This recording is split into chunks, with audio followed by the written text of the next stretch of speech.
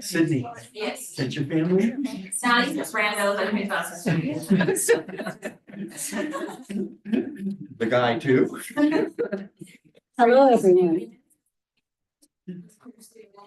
Go. Okay. 6.0, reconvene open session procedural business 5:30 p.m. 6.1, call to order. The Board of Trustees are hereby reconvening open session at 5:32 p.m. 6.2. Write this down. 6.2 roll call. Trustees to identify themselves by first and last name to formally establish quorum. Dana Ridlin, trustee area 2. Cindy Gardner, trustee area 3. Jordan Zarate, trustee area 5, Running Springs, Arrow Valley, Green Valley. Dr. William Mellinger, trustee area 1.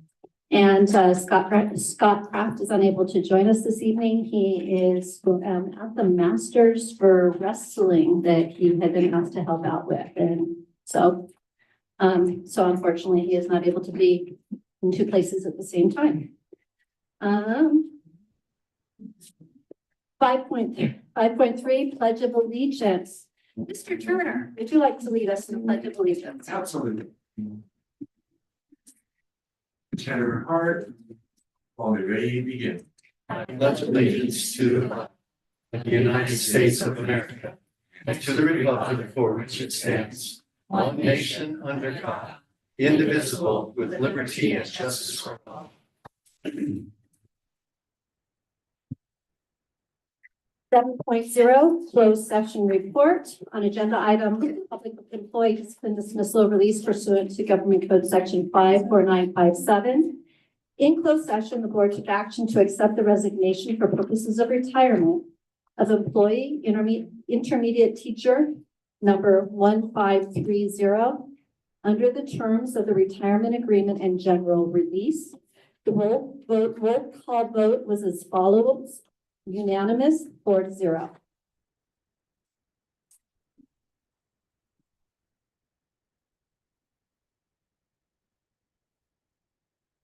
Seven point one, announcement of reportable actions taken during closed session. There were none. 8.0, public testimony. 8.1, public comment period for items listed on this agenda and non-agenda items within the subject matter jurisdiction of the governing board. The public comment period is administered by state law and is the point in the meeting set aside for members of the public to share their opinions with the board. Open meeting laws do not permit the board to engage in dialogue or answer questions. Though it may not take action on non-agenda issues raised at the public comment period, the board, for example, may refer any matter to the superintendent for review or take action to direct staff to place a matter of business on a future agenda. Protocols for speakers. Any person who wishes to address the governing board on agenda and non-agenda items within the subject matter of their jurisdiction must complete a speaker's form and submit it to the executive secretary to the superintendent before the meeting is called to order. Individual speakers are allowed 3 minutes to address the board on each agenda item. The board limits the total time for public input on each item to 20 minutes. Speakers who have complaints against board members or staff are encouraged to seek resolution to those complaints by using the Room of the World Unified School District written complaint procedure rather than orally addressing them at a meeting. The board will not respond to such complaints until the applicable complaint procedure, BP/AR 1312.1, has been followed and has reached the board level. There are complaint concerns of district employee identifiable by name, position, or other facts. The board cannot respond until proper written notice has been given to the employee pursuant to Government Code Section 54957. Decorum. The governing board is interested in the ideas and opinions of all stakeholders and endeavors to incorporate community views into its deliberations and decisions. At the same time, it must be able to conduct its business in an organized and efficient manner, free from material disruption. Therefore, in accordance with Board Bylaw 9323 and Government Code Section 54957.9, audience members may not disrupt, disturb, or otherwise impede the orderly conduct of this meeting.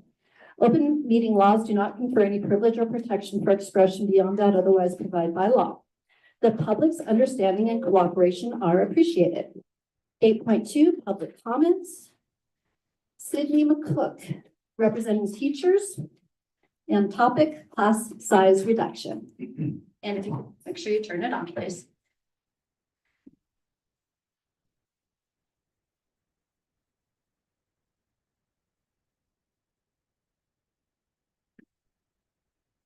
See, the timer is working this time. Awesome.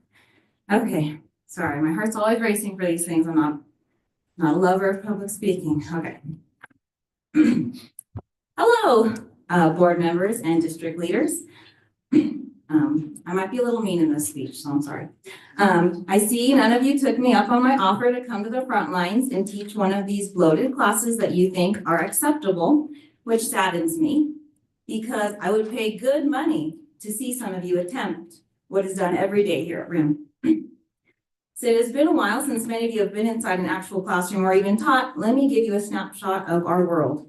In the past, these class sizes that we currently have seem to have worked, but the kids are different now. Every child has high needs and the learning divides are astronomical. I will start off by saying, I have no real experience outside of subbing in the middle and high school world, but I can imagine how difficult it must be for secondary teachers to reach some of these children in a veritable sea of up to 37 students. There are less than 37 people here in this room who get paid to be here, by the way, and it's hard enough to keep their attention. So there are so many problems that could be alleviated or even solved if we had smaller class sizes. A colleague of mine teaches 4th grade. In her classroom, she has students that are reading at a 12th grade level and students as low as a 1st grade level. Tell me how she's supposed to meet the needs when she can have up to 33 kiddos in her classroom. Did you know every time a TK kindergarten or 1st grade student has to be assessed, it is all one-on-one? How this works is a teacher pulls a student into the side of the classroom, still in the classroom, and prays that the other 24 to 28 5-year-olds stay on task to get through 52 letters, 31 sounds, 30 sight words, 5 CVC words, 10 blends, and concepts of print. And that's just in ELA. No real teaching is happening during the week of assessments. Just imagine how much more manageable this could be with only 21 kiddos like Big Bear. And what happens if a student elopes or has a severe tantrum? How can I use any of the strategies when I have 27 other students to also keep safe? With lower class sizes and more individualized attention, the odds of these events even occurring are significantly lower. These are just a few examples I could fit in these 3 minutes. I could easily fill 5 hours on how lowering class size benefits everyone, but I have kids and bedtimes. Now, before you tell me that we are an underfunded district and how it really sucks how Sacramento funds districts like ours, I'm going to straight tell you, I don't want to hear it. In fact, I'm kind of sick of it. When the district needed $300,000 for new Chromebooks, you found a way. When we needed to hire a new superintendent and pay for the old one too, you found a way. When RIM employees and families sue the district over not following basic laws and regulations and then they win or we settle, you found a way to pay for that too. So when we are asking you to do something that actually matters to the heart of all of this, the students, my children, maybe find a way. You are smart and talented individuals, or you wouldn't be sitting here before me. Find a way to serve those who need us most. Thank you.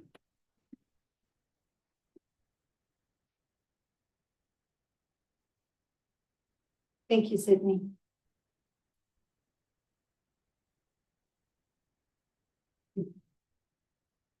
Eight point three, RIM Teachers Association, RTA representative California, actually, and we have representatives from RTA, right? Okay, Amanda, if you wouldn't mind coming up.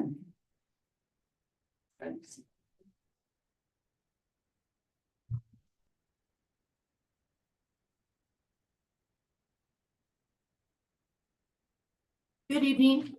Is it on? No. No, Now it is. Kind of weird. This red is on. Good evening, board members. I hope you are well. You were probably expecting a high turnout of teachers and green sheets tonight. That will probably be happening in the future. The truth is, we have been working with CTA and our negotiating team to try and find the best way to break the news on the outrageous counter proposal we received last Thursday in negotiations. Despite having a 17.9% reserve, having a bond pass that will free up money from the general fund, applying for community schools grants that will help our schools, and receiving good news from the governor in January that included a greatly increased COLA, the district and school board have decided to ignore the requests and needs of the teachers. Yes, I know about the doomsday projections that were made before the governor's update or the bond pass.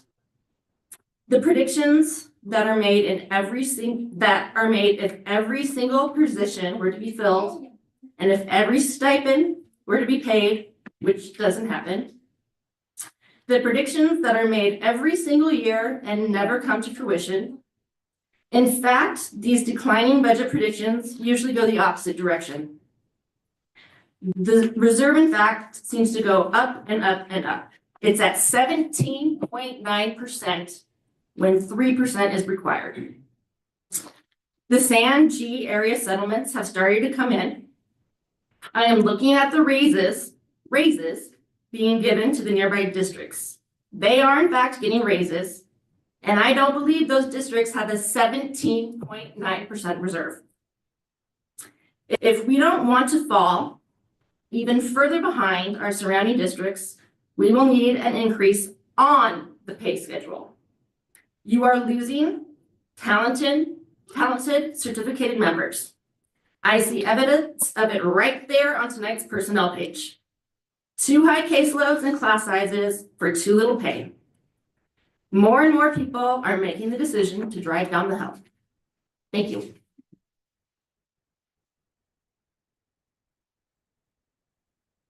Thank you, Amanda. CSEA, Suzanne?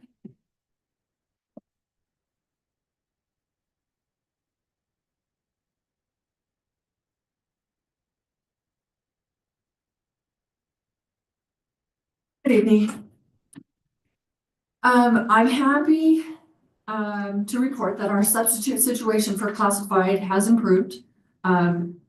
We do seem to be able to get substitutes for bus drivers or instructional assistants, custodians even, of where we had been having trouble in the past. So I'm happy to report that that situation has improved. So whatever was done in the personnel department, we appreciate that.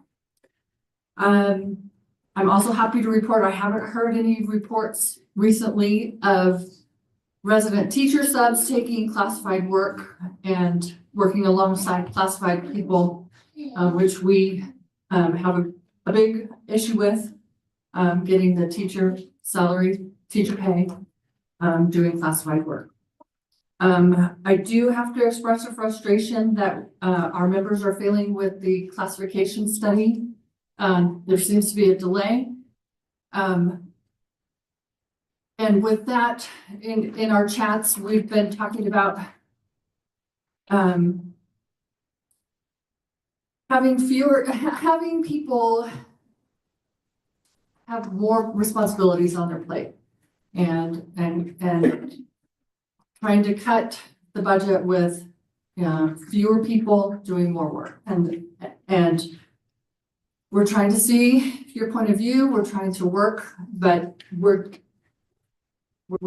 not seeing eye to eye yet. So like it's already been stated today, it's easy to sit here in a beautiful building like this without a lot, I don't know, doesn't seem like a lot of chaos going on. Where, you're in the classroom, you're in the school, there's constantly stuff going on. And just to try to ask people to do more with less people I don't see that being a successful solution to the budget. So that's my 2 cents for tonight.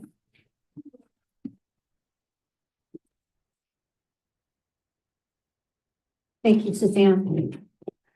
9.0, reports and presentations. 9.1, student representative report. Ethan Smith, Brimville World High School. Good afternoon, not quite evening yet.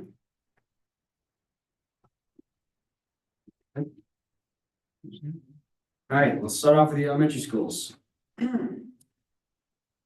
San Manuel has generously granted VOE another year of funding for Southland Sings. 5 classes at VOE are currently participating in a 14-session program,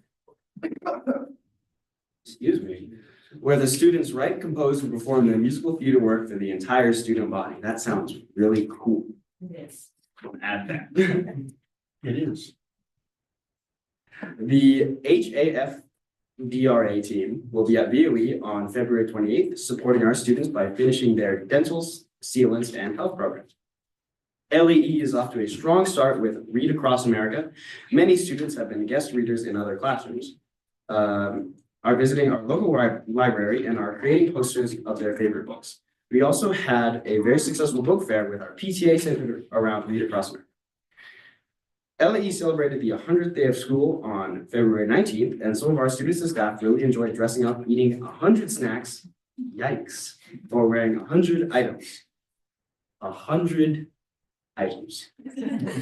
CHE has had a wonderful kindness week full of kindness challenges and activities. We celebrated our 100th day of school with staff and students, and we are gearing to kick off Read Across America next week with our book fair and breakfast with books family event.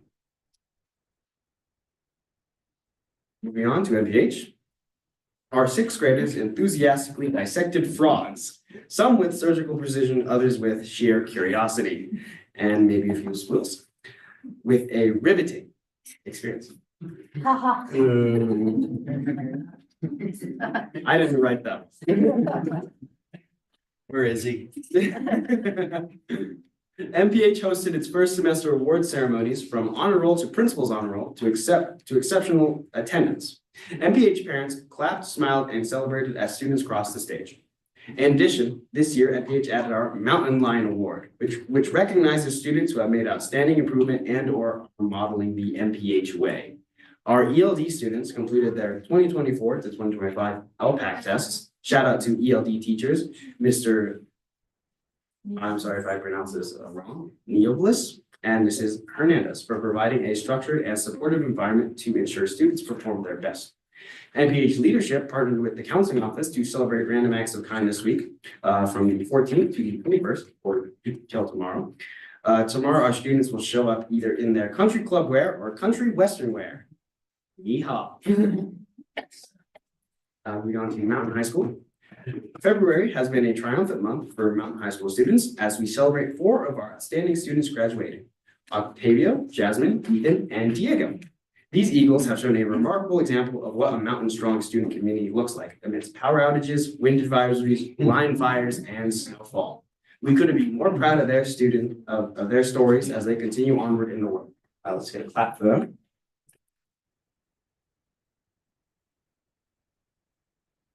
We are additionally thrilled for our new incoming buzzer gate and additional cameras currently being installed for added security support on campus thanks to the COPS grant. RVA hosted our FAFSA workshop virtually, where our school counselor, and 12th grade teacher guided prospective graduates on completing the benefits of FAFSA and how to support post-secondary education in 2 to 4-year colleges. Thank you for your efforts, Mrs. Mills and Mrs. Phillips. RVA's Valentine's/Friendship Mixer event was literally a heartfelt experience as students delightfully showcased their creativity and connection with heart mural paintings while enjoying hot chocolate, cookies, and board games on that rainy, cozy day. Thank you to those who were able to attend. A CASP practice test escape room mixer is in the works for the second week in March for those who dare to prepare for the upcoming tests. Stay tuned next month for more details. An escape room? There you go. See how that turns out. Room of the World High School. Girls soccer dominance. A huge congratulations to our Lady Scott soccer team. On Tuesday, they played in the CIF quarterfinal game against Desert Hot Springs and won the game in penalty kicks.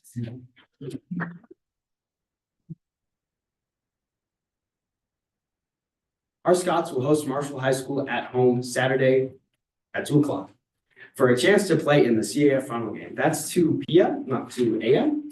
The semifinal appearance marks the deepest playoff run since 2011 and a chance for our soccer athletes to advance to a CIF final for the first time in school history. We hope to see you all Saturday.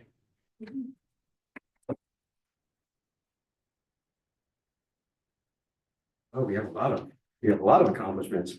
In wrestling, RHS had 13 wrestlers compete in CIF individuals and 3 advanced to the CIF Masters meet this Saturday at Sonora High School. We are so proud of our hardworking athletes. On January 30th and 31st, RHS hosted Days of Understanding. In this event, our upperclassmen led activities with our sophomores to build connections and understanding.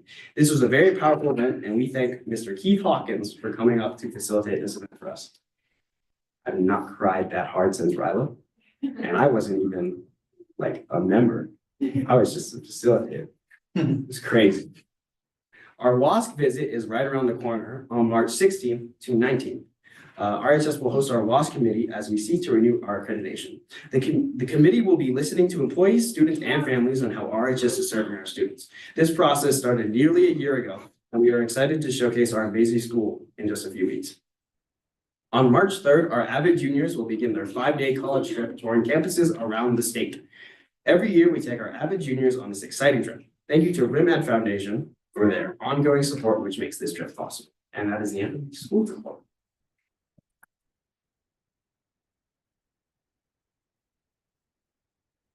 Thank you, Ethan. Let's see here. 9.2, governing board members. Anybody want to start us off? Go for it. Well, first off, I had the privilege last week of attending the Leadership Awards. I think it's called Leader in Me at Lake Arrowhead Elementary. Wow, that was so impressive. And I know that you do that every single week, but it was so impressive as the kids were reading their mission statements and their plans and how each one was bringing up their leadership abilities and their leadership skills. So this long to wonderful. Really proud of Lake Arrowhead Elementary. So great experience. Also getting ready for the dental screening. So I'll be out there as a volunteer at VOE. And I know that we're getting ready to do that, I believe, through all the schools. And hopefully we'll have numerous volunteers from the community as well as Rotary participating in Lake Gregory. And I know in Lake Gregory and across the mountain.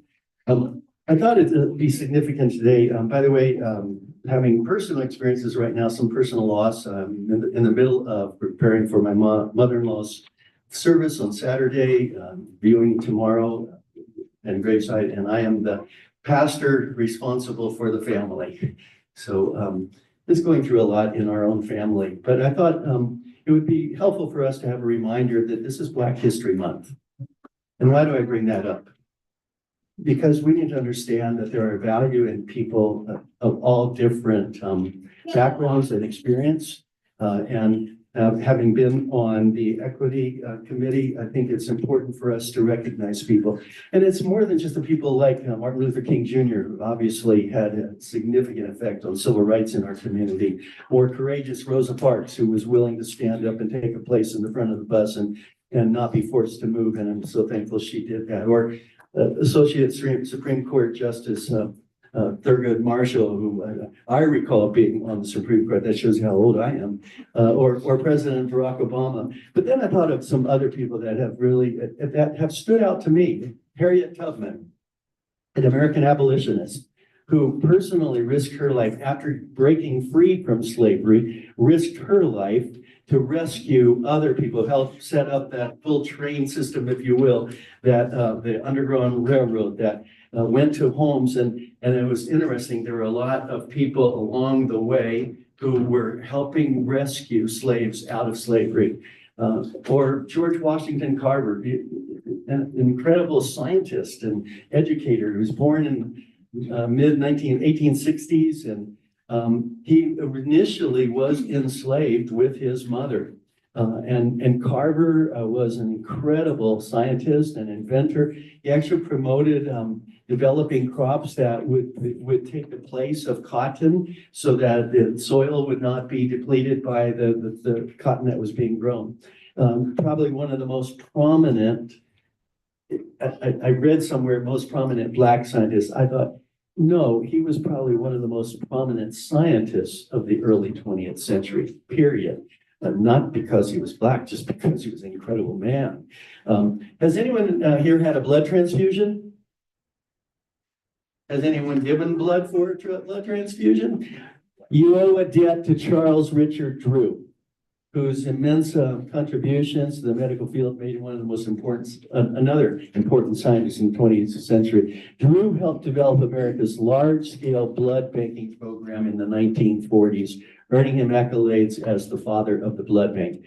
Yeah, if you want to go online, you can find other people. These are ones that I recall their names. And I just thought it's important for us to recognize that there are people, even here during Black History Month, there's people that we need to affirm that are part of our community, a part of our world, that are making a difference and have made a difference. And so sometimes we think that doing something like Black History Month is meant to somehow segregate us or create more animosity. I think there's value in all people, and I just wanted to recognize some tonight. Thank you. Thank you, Bill. Jordan, you want to go next?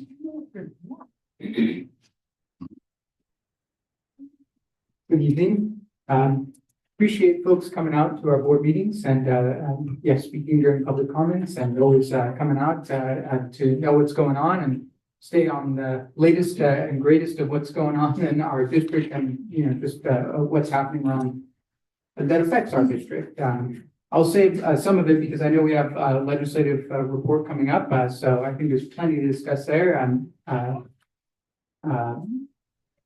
was not excited, but you know, looking forward to the legislative session that we have. There have been a large number of bills introduced in the state legislature, and there's just a lot of advocacy needs and advocacy work that is going on, particularly to preserve, protect, increase public education funding as much as possible and ensure that our classrooms and particularly our district are not left behind in anything that comes out of the legislative session this year. So I'm also looking forward to our renewed time with trustees or banter with the board. I'm not sure what we're calling it yet. But I'm looking forward to having those at events that people attend, like back to school night, for example. Why create, we had talked about in our last board workshop, why create a time with trustees event and have people come out just to, you know, come out to NAOS to talk to two board members. And that's really hard to fit into your work schedules and your work days. But if we could go to events that folks will already be at, making it easier to talk to us about whatever it is that's going on. You could always email all of us or meet us out in any meeting that we're at or any event that we're at, but just looking forward to that time with trustees or bench with the board, whatever it is. But you don't need to wait for that. Like I said, you can reach out to us all anytime. Thank you. Okay, so I did want to congratulate Rim High boys soccer. They went to CIF. Unfortunately, they lost in the first round.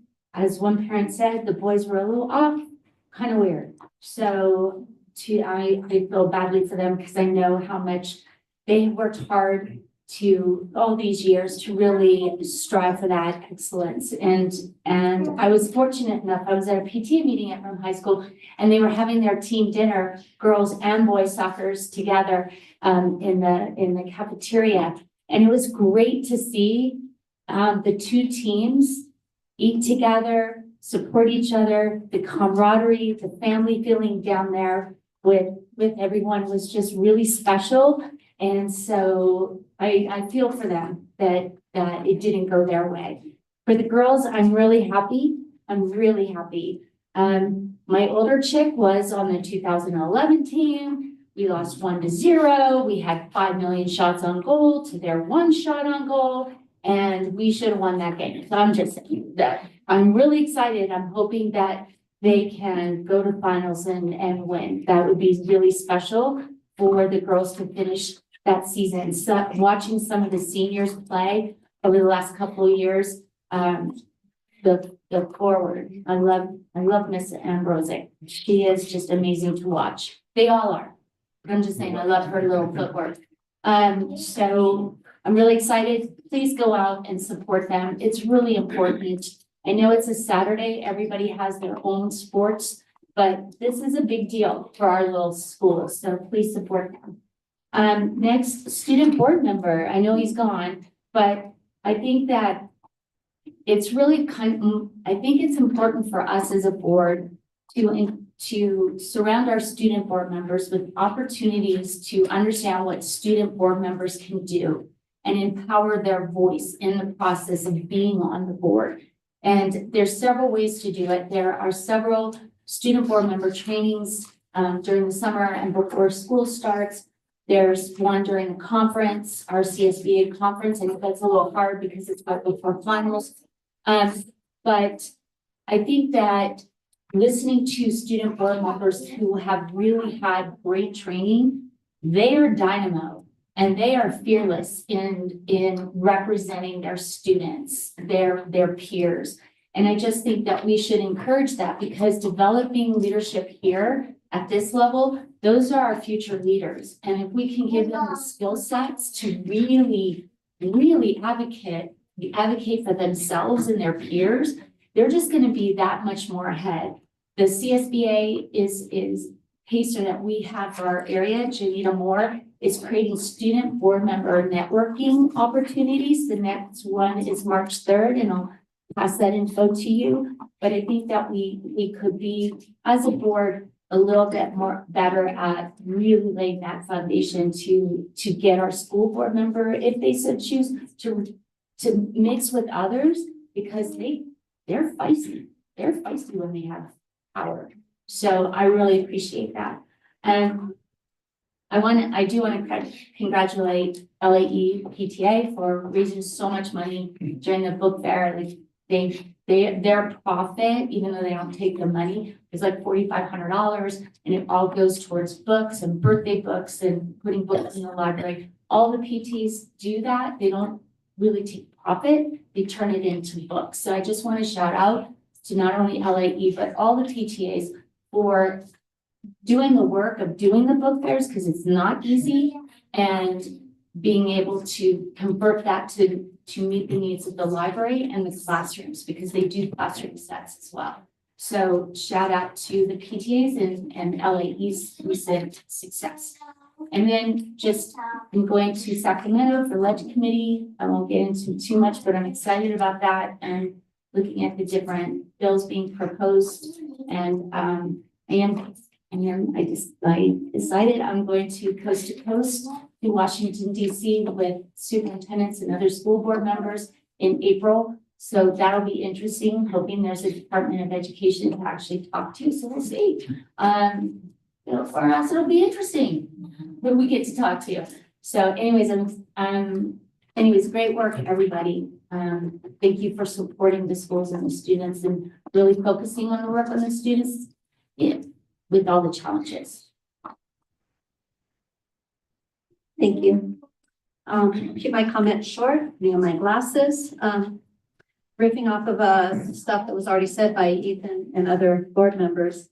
He mentioned BOE Southland Sings. I went to it last year. It was a blast watching the kids perform something that they completely put together and seeing in different grades, all grades. It was just so phenomenal. And so as it gets closer to that time, hopefully we find out about it again. And I would urge everybody who has the opportunity to come and watch.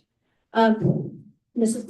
Cook, I would love to come. I would not be able to rally kids like a trained professional would be able to, but as I've helped out in the past, I would like to sometime when it's convenient for you, I would like to take you up on your invitation. It's always open. Okay. Ooh, I hear that. I'll go through official channels though. Girls soccer. I went last Saturday to the quarterfinal game. Caught the second half, and oh my gosh, it was so fantastic. 2 direct kicks, not penalty kicks, 2 direct kicks went in for goals. And then third goal, just again in the second half, it was a 5-0 win against, No, this was on Saturday. Mr. Williams, against Norwalk, that's right. I was struck by how petite most of our girls are. Yet at the same time, dang, are they strong, they're fast, and so incredibly talented. So again, those two direct kicks shot 4 goals from at a distance, put up, tucked right underneath the crossbar, phenomenal. And then the third goal that I saw in the second half was from a breakaway. But amazing defense, strong midfield, and what a team. And just, I'm definitely gonna be there on Saturday at 2 o'clock. I urge everybody to come out and cheer hard and support our girls who are doing an amazing job.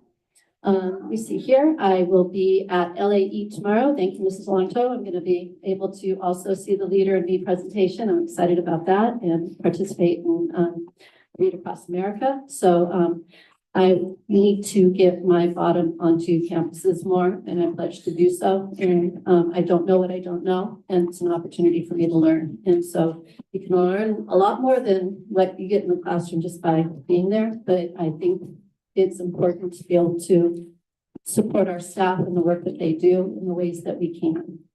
We see here, and then WASC, again, Ethan mentioned that. WASC will be happening at the high school in March, and I know that Crystal Cobb must be working her bottom off and putting it all together. She's a saint, and I am excited to hear what the WASC committee is having to say, because I know that there's been a lot of heavy lifting that's been happening in the past couple of years. And so good luck, but at the same time, I don't think luck is going to be needed. We have amazing things going on there. And then finally, as far as student board member, I know one of the things that we've talked about in the past, thank you, Cindy, for bringing that up, is ideally having our student board member being selected and approved by the board early enough to be able to allow them, if they so desire, to go through training in the summer and to be able to have that network and be able to make connections. So if there's a way for us to be able to do that early enough, that would be, do you want to chime in? I'm okay with I that. was gonna say, Amanda does it. In May, I think that what we lack is putting it on the agenda in June for approval, so that, but she's doing her job. Cool. Okay, yeah, no, I didn't mean, I actually have on my notes for the governance calendar, seeing if we could add it into June, but that's another topic to see if we can make sure that we're doing what we need to, so that if they wish to take that opportunity, it would just benefit everybody to have them be engaged in such a way that they so choose. And I think that I've said enough. Thank you, everybody. My apologies. I'm teasing her. All right, moving ahead to 9.3, Superintendent Dr. Paul Seviano. Good evening, everybody. How's everyone doing tonight? Good? Yes? Thumbs up?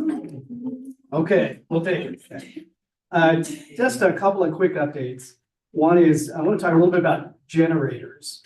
We talked in our last board meeting quite a bit about generators and really the need to have functioning generators at every school with the change in Edison's power outages up here on the mountain. We believe that's a kind of a new normal in our community, and we need to respond to that appropriately.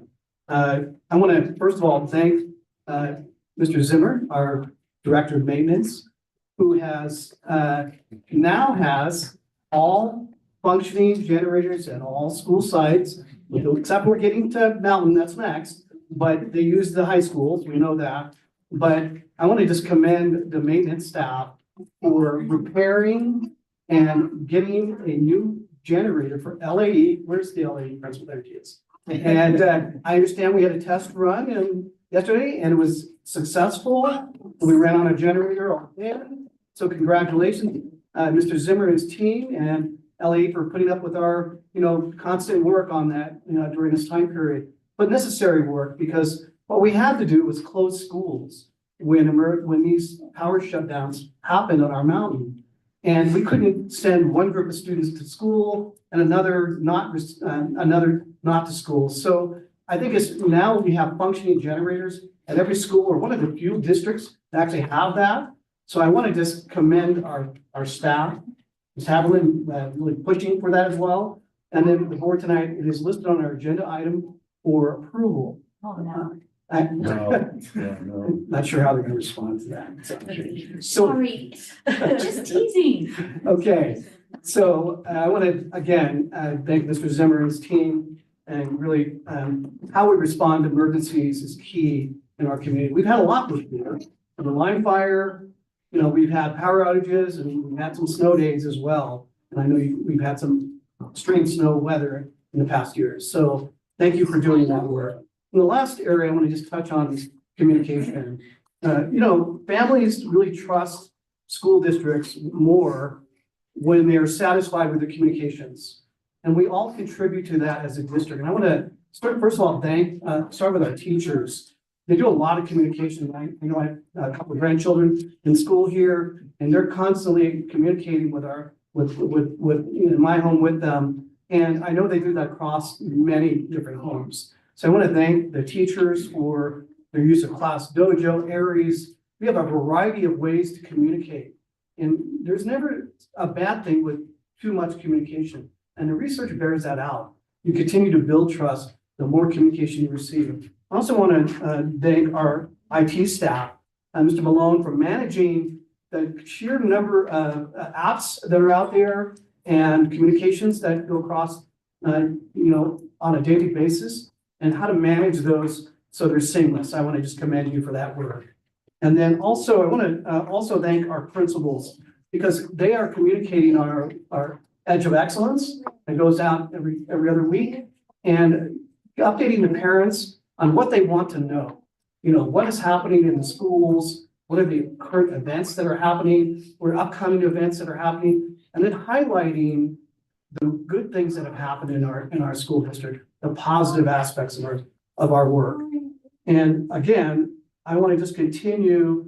Also, our RIMED Education Foundation is another group that really communicates out there on behalf and reaches out to our community as well on behalf of students. And we had a 3-hour meeting with them yesterday, and we have reached some agreement where they can start to post some things on our website. And I think it's a good place to be in terms of having that community outreach.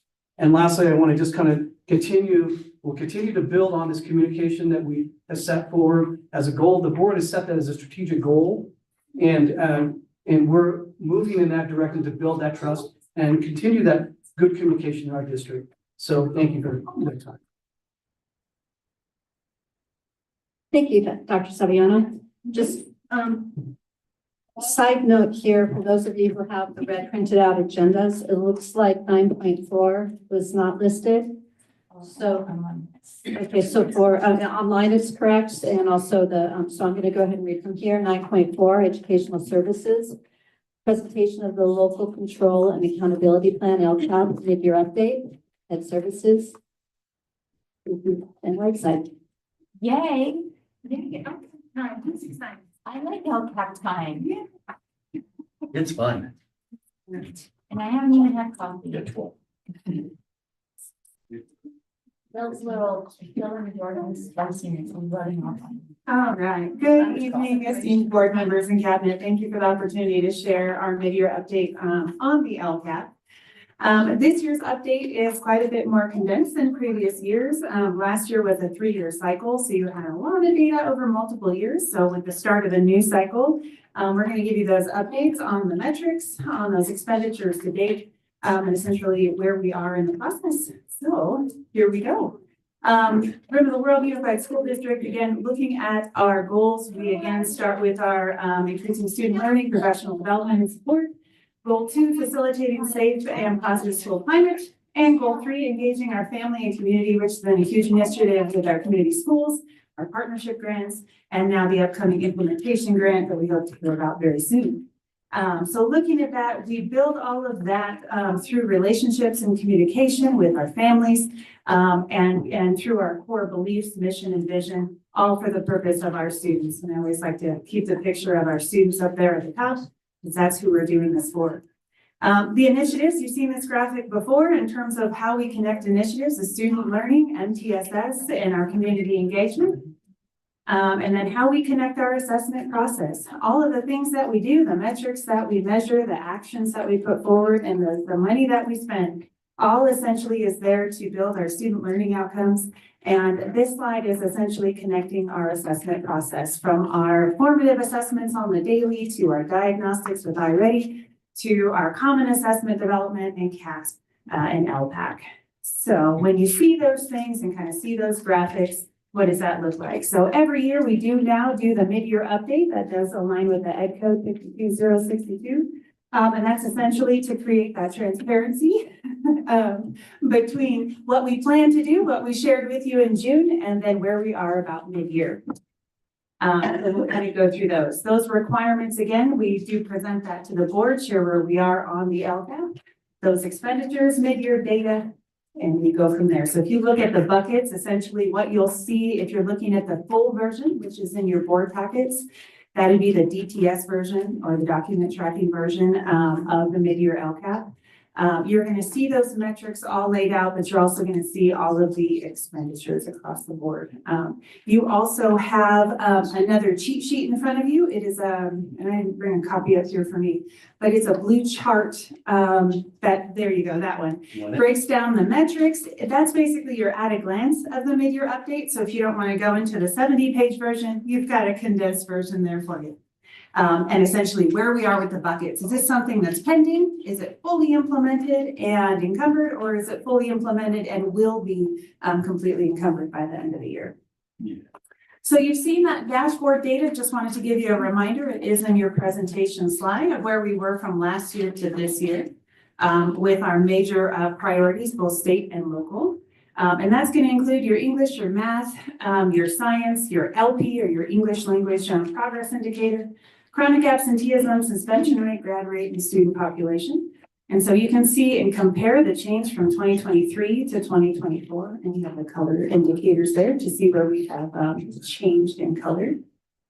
And so this is where the meat of the LCAP update comes in. And what I did for you to like ease of view, if you will, anything that is bolded in kind of a greenish blue color indicates an improvement. So if it's English, a math, that's going to show you an improvement in percentage or a reduction in the distance from standard. When we're looking at suspension rate, of course, that would be a reduction in chronic absenteeism, a reduction as well. So looking at LCAP Goal 1 metrics, our LB, that is an area where we did decrease from 51% to 35%, and our target is 70%. We did talk about this in our DLAC meeting last night and making sure that we have clarity on what creates the LB.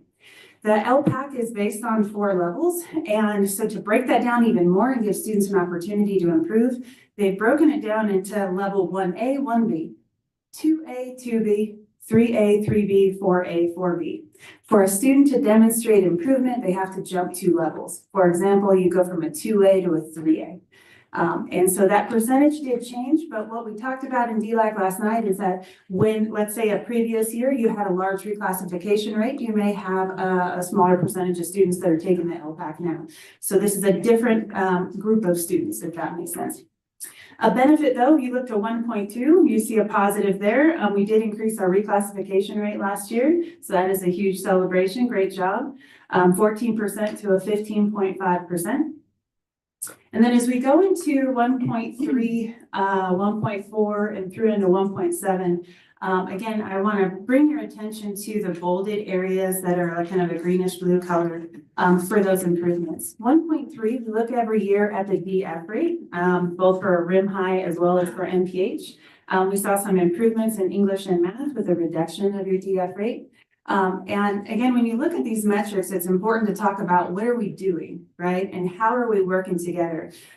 Something we started back up this year was our counseling network, and our counselors from elementary through high school are meeting about on a quarterly basis. And one of the things we're looking at is the the DF rate, and how, and also the A through G. Yes, yeah. We also talk A through G. You see Compass to come in your board agenda item later.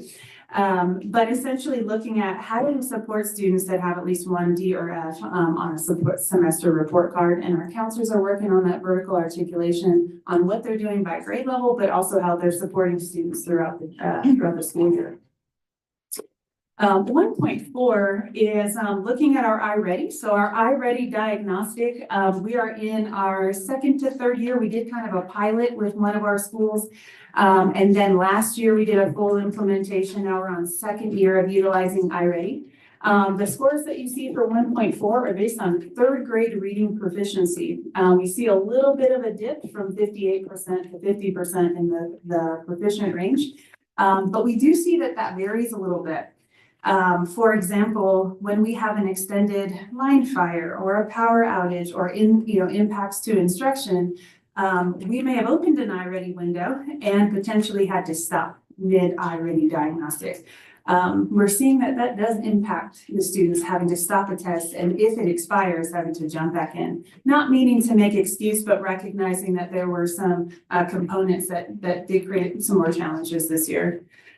1.5, looking at our grad rate, I know we've talked about that in previous presentations, but I do want to highlight an increase for Mountain High School from 41% to 57.9%. Great to see in the student update today. A couple of those graduates during our site visit the other day, Mr. Montiel and I were able to congratulate Diego. And also walking through the classroom, having to see students who had their A through G tracker on Aries open while they were working on it, well, when they were finished up with a quiz. So it was really cool to talk with students about how they're working to get there, and that sitting next to a student who was graduating that day she's like, okay, I'm gonna open up my Aries A through G. I'm gonna start looking at my tracker. What do I have left? How many credits? And then having those conversations with their Mountain High School teachers about, what their next steps are. So it's really positive to see that. And they didn't know we were coming in that day. It was really cool to see that was one of the tabs that she had open. Yeah, Cynthia had a question. Go for it. Oh, yes, lots on that side. Go for it. She needed you to help. No, I asked him if I should ask a question, and he said no, and so there we go. So I did get my butt to DLAC, yay for me, last night, and part of the conversation on graduation rate was that you really were great at explaining is that sometimes when our students are leaving us to go out of state or even out of country, we lose track of them, but they still end up on our books. So my question, I guess, is because I know it's frustrating for the principals, for Mountain, for RVA, and for Rim High School to know that their graduation rate is being dinged through no fault of their own. So is there any way, can we ask for another code for we lost them? I mean, I don't know, but what I'm saying is what do we need to do to be able to protect pure data for the graduation rate? Right, it's a great I question. don't know if there's a solution, but I'm just putting it out there.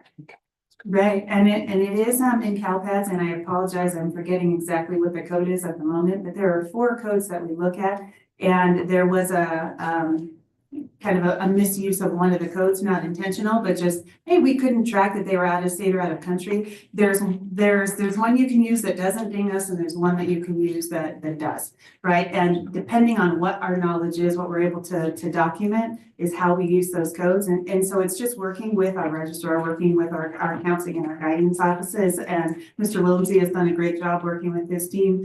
And we see that should be less of an impact based on the code moving forward, because we did have that conversation. So in checking that before our data goes to the state, which impacts the dashboard, would we do a once over, a review of CalPADS entries like in June or July? Well, and as we go through our certification process, it's absolutely something, and we, so Mrs. Palaio, who oversees our CalPADS input and ed services, Mr. Willemsey and I met together to look at how to streamline that process and work with the counseling office so that it's minimized or highly unlikely. So there are going to be a few that unfortunately, if we can't identify, that could still, be counted, but the impact should be minimal in the future. Awesome. All right, 1 point. Thank you, Jordan said it was a great question, so I feel vindicated right Good now. question, good question.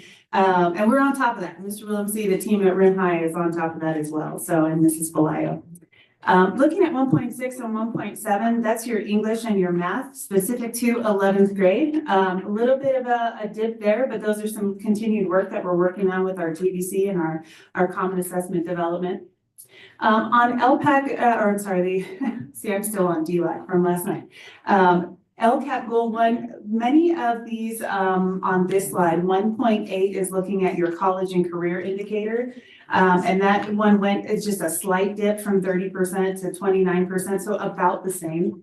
Again, you'll see the green or blue highlighted bold areas. We had an increase in our college and career indicator for AP. So that's the percent of students taking and passing an AP test with a score of 3 or higher. So going from 62% up to 73%. So quite a huge jump, quite a lot of great work happening with our teachers at Rib High and increasing those AP scores. Coming down to 1.10, college and career indicator, percent of students prepared. We see increases almost across the board. And the only area you didn't see an increase is an area where there's 11 students or less, which the information is hidden because of the privacy component. Anytime you see a gray and there's no numbers, that means there's 11 or less students. So the identities could potentially be identified if you put the percentages there. If they are between 11 and 30, you'll see a gray and a number, and that means they're between 11 and 30. They're not going to give you a color indicator, but they will tell you your data. Once you get beyond 30, then you get the color and the data. Some of the indicators you see on the right are all that indicators we'll get at the end of the year. So no current data for the mid-year for the seal of biliteracy, added to the four-year universities, and then some of our surveys that do go out through the remainder of spring. For the next two slides, you're going to see English and then math. I did only go into the district-wide since you've seen the scores across the board for each of the schools. And you can see our improvements across the board, all students, ELs, our students with disabilities, our socioeconomically disadvantaged, 2 or more races, and Hispanic groups in those areas all saw gains for our English, and you can look at those percentage rates. Lots of improvements across the board that you're seeing in met and exceeded, as well as in your distance from standard and color indicators. This one is math. Again, we see improvement across the board. All students, ELs, students with disabilities, socioeconomically disadvantaged, 2 or more races, Hispanic and white. And again, just to indicate, you have 2 subgroups that aren't indicated because they had less than 11 students, or between the 11 and 30. And so what we see from these metrics is that we are seeing already some of that growth and development that's happening with our grade level teams and our guaranteed and viable curriculum, and that process that they're going through to align the standards, to align their common assessment development. And so we're already seeing those gains, and we're excited to see what will come with 2025. The remainder of goal 1 is your Williams Act. No Williams Act concerns there, no textbook sufficiency concerns. 97% to 95% fully credentialed and appropriately assigned teachers. And what that might mean in terms of that dip is that you potentially have interns, or you've got students who are, teachers that are new to teaching and haven't cleared their credentials yet. So essentially this means just not fully credentialed, but they're in the process and working with their universities. Our CTE pathway completion from 17 to 14%. And then access to broad course of study, and then our A through G and CTE completion, a little bit of dips in those areas, but continuing to see progress. I'm gonna pause there because that's goal 1 for the metrics. I have to make that pretty quick. It's possible, anything on those ones. All right, goal 2 and 3 are quite a bit shorter. Of course, goal 1 is on your instructions. So goal 2, we see our highlights from our Kelvin Pulse. I'm going to save that for the climate and culture presentation, but we do see that we're maintaining both participation and favorability from our students, our staff, and our families. Care Solace, we do continue to use our Care Solace through the warm handoffs and support for counseling services and mental health. We do see a little bit of a dip in our inquiries and communications from last year to this year, but it's a continued use and something that our counselors share they continue to see a benefit from. 2.4 is our suspension rate across the board. We did see an improvement for our foster youth students, but overall, this is an area of opportunity that we're working with our MTSS teams on that suspension rate. So Care Solace, in response to the dip, do we communicate frequently, or in what avenues to our parents and that it's available? Because I think we just forget about it. Right, and there are parent notifications we can send out on Parent Square. Many of our site administrators will include a Care Solace note in like an out-of-office reply if it's like a holiday, giving you some of the basic examples. But whenever a student has a concern on campus and we refer to counseling, we refer to all of the opportunities, and Care Solace is definitely one of them. But I think that's a great point made, that could we provide more communication on that opportunity and that support? I Yeah, absolutely. and I know that the students, when they're in crisis or whatever, that's one of the things that is suggested. Yeah. I know that it's one of those things where if it's not communicated regularly, not just once a year, but periodically, hey, you need some supports? Well, let's go to Care Solace. So I'm not sure if maybe we just forget about it. And that's a great idea. Care Solace does have like notifications at different times of year and different positive social emotional components that we can share with the community. So thank you. I will do that. I We'll think see it's you a on great- next week. Great idea, but I'm also wondering if possibly Pingin Care Solace, maybe they've seen similar, because it's about a quarter of the inquiries that we've had from a year ago. If Care Solace is seeing a similar dip with the other districts that they serve, whether we're an anomaly or whether this is pretty typical. Right. That's a great question. It's definitely something I'll follow up for to see if we're seeing that across other districts. All right. So continuing on with goal 2, chronic absenteeism saw improvement across the board as well. I'll go into a little bit more detail on that on the climate and culture presentation. But we see increases with all students, ELs. I should have mentioned in the previous slide, LTEL, long-term English learners, is a new subgroup this year that we're looking at. Our socioeconomically disadvantaged, 2 or more races, our homeless youth, foster youth, Hispanic and white, all saw improvements in chronic absenteeism. So definitely want to applaud the great work of our site teams, our site administrators, our attendance clerks, working together to get those supports to our families. Part of that is also communication, like you mentioned about Care Solace, is sharing with our families what is available in unique circumstances. Like, do they have a unique circumstance medically where they need a home hospital? We have families that aren't aware necessarily of what that entails, or a short-term independent study, or other intervention supports, but also the site incentives that many of our sites are doing to increase attendance and to make those phone calls and make sure that those supports go out to families, but also some incentives at each of our sites, which is really exciting to see. So for 2.7, I didn't give you the school side. I know you can look in the full range for that in terms of the DTS version. 2.8, high school dropout rates, again, about the same. A little bit of a hike at Mountain from 16.9 to 28.6%. And then middle school dropout rate dropped from 0.5% to 0%. Expulsion rate 0.3% to 0%. And we maintained our fit rate. Our facilities are in great shape. Yay, Jim. Yay, Jim. Good job. He's not paying attention. No, I'm just kidding. He's working. Don't say it. Yes. All right. So, any questions on metric 2? I could make some up. No, just kidding. Okay. Goal 3 is your engagement in family and community. Our end of year family climate pulses are what we typically look at. I did give us the mid-year data so that you can see the change from participation rate and favorability. But again, it's very similar, at about the same or a little bit of an increase for favorability. And then a couple of those components will be available at the end of the year for the annual update.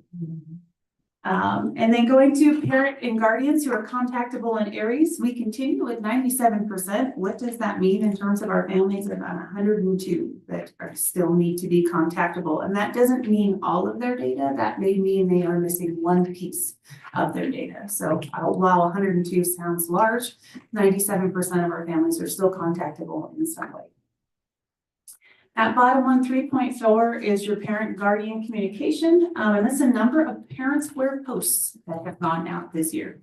And so that is an increase from 4,332 to 4,532 direct messages. Wow, we're chitty chatting. Increase in direct messages. Many of our teachers utilize the direct messages to go directly to like a period 2. Let me give you an update. We have a quiz tomorrow, right? They can give those direct messages. And then our posts at this point from 9:55 to 7:44 or 7:74, and that's at the mid-year. 9:55 was total from last year.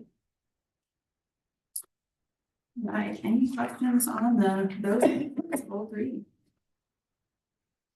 All right, so the next section essentially breaks down your mid-year expenditures and where we are from the budget that we put in place in June to the mid-year point. So you can see a breakdown of each of our actions. Each of those actions does have to be analyzed based on one of the metrics that we just reviewed.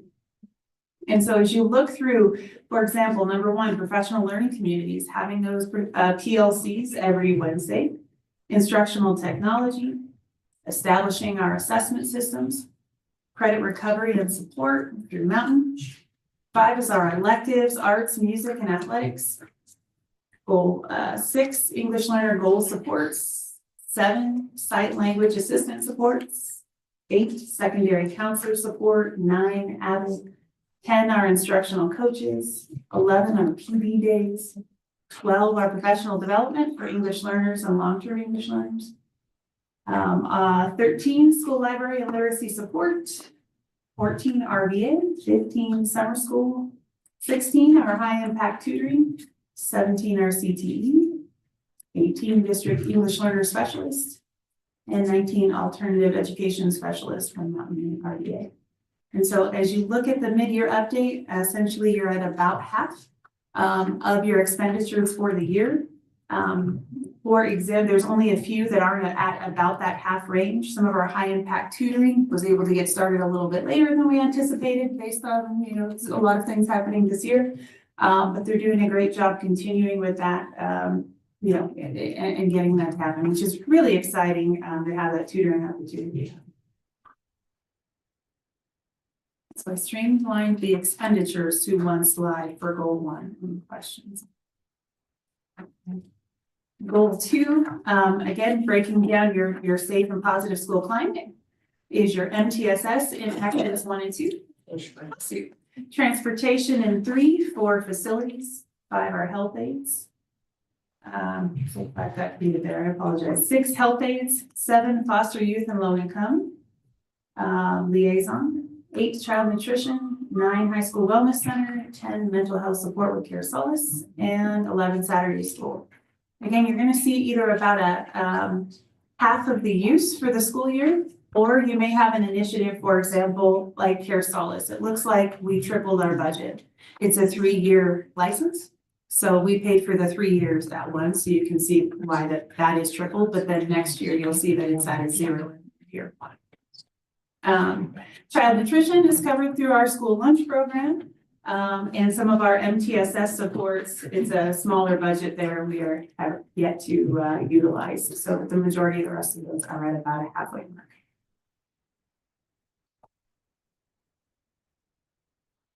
Goal 3, parent engagement, surveys and workshops. With action 1, action 2, resources for parents and students with special needs, and then 3, communication with families. Something that we have been working on, you'll see $0 amount on action 2, but something that we're in the development stages of is working on those resources. But there's nothing budgeted for that?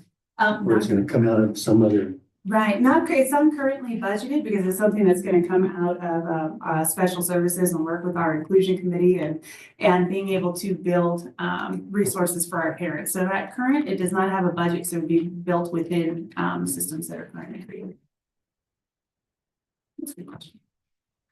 One of the examples of parent engagement surveys and workshops that we're looking at is the workshop for our English learners and our long-term English learners. That's what I was asking about, because I was excited. I had a feeling it was coming. And so we talked with our families at DLive last night about supports to learning more about the reclassification process, learning more about the LP, learning on tips to thrive at the various levels, elementary, middle, and high school.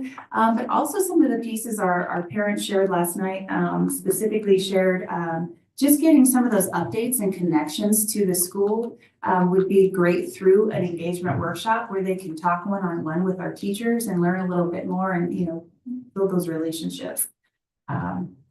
So it's something that our sites are working on with their EL coordinators. The one thing I thought was interesting, the parent brought up though, and I'm super happy you addressed it, was the fact that she's been involved in DLAC and ELAC and having things proposed and never followed up on. So she's excited about having the workshops and actually doing that. Right. She explained her frustration with us not following through on things in the past. So I thought that was really cool. And it was interesting that it was brought up by both of us essentially, and me not knowing she was going to bring it up, and she not knowing I was going to bring it up. But I also have to commend our EL coordinators and our principals at each of the sites who are already working on what that parent workshop is going to look like and how they'll develop that. Yeah, just one point to bring up that as we look at developing our adult education program, one of the courses is really an ESL class designed to help parents navigate the school system, where we would provide, those types of workshops for them on, how to navigate students through the education system. So I think that's coming, and it'll be one of the courses we'll offer all parents. And then it also, the conversation, which was very organic, I didn't butt in too much, but the whole idea of, I think, more help with college, like FAFSAs and stuff, and we talked about the barriers for parents. And so one of the things that we talked about is having, because there are FAFSA workshops that we're having at the high school, but having a translator, and that could be something that PTA helps with. And if it can't be paid in a different manner, that PTA could step up, because they are doing college and career supports, and they could pay for the translator there at FAFSA night, and that it removes that barrier for parents to be there and understand how to fill out a FAFSA. So that was kind of a cool conversation, and that generated from the parent, not from me. And Dr. Sevillano, will that course actually be offered in Spanish or multi-language? What? Yeah, we'll have a bilingual teacher teach that course as well. Yeah, it's cool stuff. Thank you. All right, and so when we look at those metrics, those actions, those goals, essentially you've seen this slide before, and as we're working on our GBC, our teachers are working on their guaranteed and viable curriculum, their common assessments, aligning student learning outcomes, and utilizing that data as we look at our actions and look at, if we have a platform or a software or an initiative that we're doing, how effective is that initiative based on the metrics? And so again, I know you've seen that slide before. I gave you some listings, again, restating some of the committees, trainings, professional developments that our teams have been involved in. Quite a lot of opportunities across different components, computer science, STEM, math. We have a math one coming up in March, and a multilingual network. Again, you can see the list there. We're constantly looking at and thinking of our data, both at the site and district as a whole, in terms of, what supports our students need, what supports our staff need, and how we can support that with professional development and training across the board. And then how we connect with our positive, safe, and school climates, which again, you'll hear in the next presentation, but our MTSS teams, our site teams, our Cubby coupons, our Rockies rewards, our SOAR, I'm trying to remember them all kind of Lion spot there. Our Lion Loot, I know that one. And then all of our community initiatives that we're doing with our community schools. I'm really excited to see what comes with our planning, after our planning grant, with our implementation grant, because all of our principals, our schools, our staff, our leadership teams are working so hard to really bring in the community, doing things like mixers at RVA, doing parent nights, science night at BOE, again, I could go on. But these are the things that connect our families, like we were hearing in DLAC, so that they feel like this is all something we do together to support our student learning outcomes. We appreciate our board, our cabinet, our administrators, our bus drivers, our custodians, our instructional aides. I'm going to miss someone, so all of them. And as well as our students, our families, and our parents for partnering with us and being part of the process. I do have to shout out, as I'm ending our LCAP presentation, our student focus group. I don't have favorites, but I really do like that one. Because I love to hear from our 11th and 12th graders, from Rim High, Mountain High School, as they share their insights on what they're experiencing with taking the iReady diagnostic, what they're experiencing with artificial intelligence, and what they're experiencing with applying for college, their A through G. And their insight really helps also guide next steps and get their insight. So again, we appreciate them all, and thank you. Any questions? Thank you. I don't have any more questions. Thank you. Oh, it's welcome.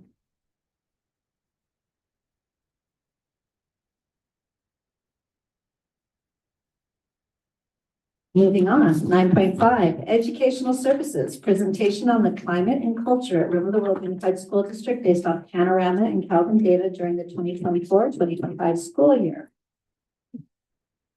And I'm back. I'm back. It's like I've never left.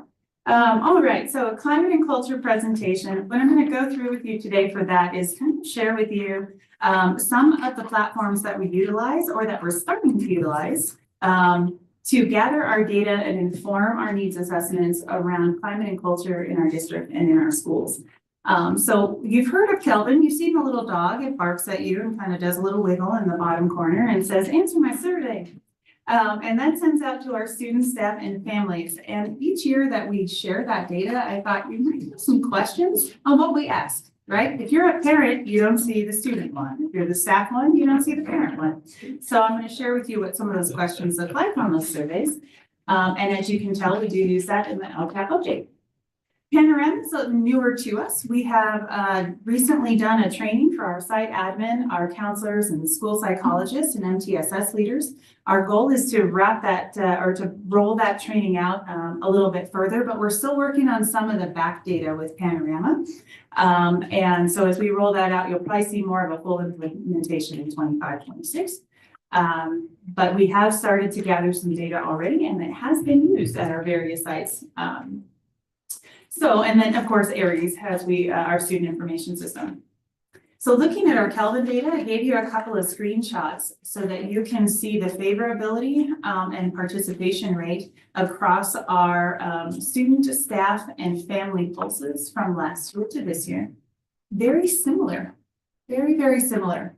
One area that I do kind of want to point out, and it looks like it says favorability twice, so I apologize. It looks like I have an error there, so I'm pointing that out. So when you look at your participation rate and you look at the favorability, one area that we're looking to increase is participation rate across the board. A little easier to get students who have it on their Chromebook pop up, but getting a lot more of that family component and participation. It's about 10 to 15% in terms of our parent participation. But we're averaging in about the 70 to 80% range. And so you might be wondering, how do we use the Kelvin data? Well, as you saw, we use it in the LCAP. We share it with our principals, we share it with their MTSS teams, their school site councils, their PTAs, and our Kelvin data was used in our community schools grant. So what do some of those questions look like? What are some of those questions that we ask to our staff? Essentially, you can see those examples of those questions, but those questions have been multi-year. I believe we started using Kelvin in 2021. And so we've utilized those questions over time so that we can see the longitudinal data based on that favorability of participation. For our staff, we look at emotional safety, school participation, instructional environment, and physical safety. So if you go back to that previous slide, you can see on the staff favorability, where they rated for those 4 categories. And then you can compare what questions were asked to acquire that 82% to remain, or for that 72% to jump up to 75%.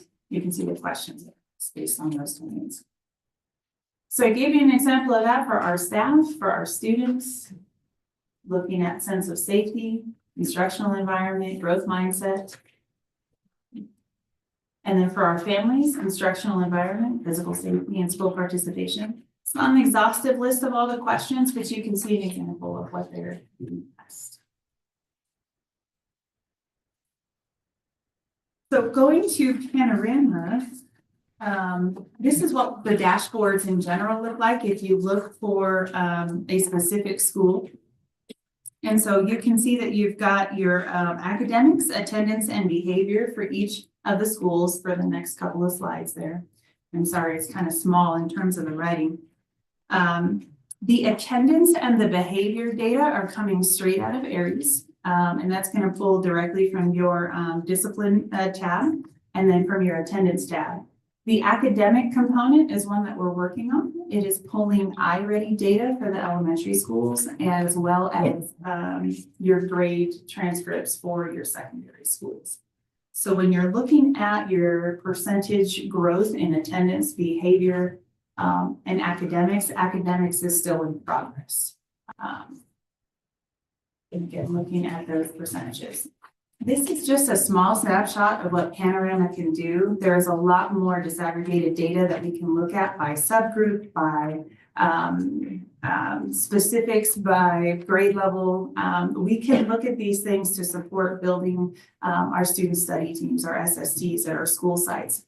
The other cool thing that Panorama does is it builds trends. So once we are using it for a longer period of time, you can actually have it tell you, give me a trend for academics, and then give you a list of students that potentially maybe are in that DF range that are potentially in danger of failing, so that our counselors can provide that intentional support for those students. So being able to utilize that data in support with your MTSS site teams, with their site plans, and with the district as a whole, it's another location to acquire our data. Looking at Aries, we're going to go to assertive discipline. Something I would really love to highlight is a real improvement across the board. While you didn't necessarily see that in suspension rate on the dashboard, when you look at the data for our, I forget the list, that they have a weird term for what the list is called. But it disaggregates based on education code. A 48900A1 is attempted to cause physical harm to another individual, and that went from 118 last year now to 87. So we're seeing a reduction in some of these higher level offenses that district-wide. Is that in a similar time frame? Yes. So at the top, it lets us pull a date range, so we can pull it from 1 year to the next. And again, as we talked about, our suspension rate is an area that we're working on with our students and with our MTSS teams across all of our sites. Again, looking at that, our foster youth is the area that had an improvement.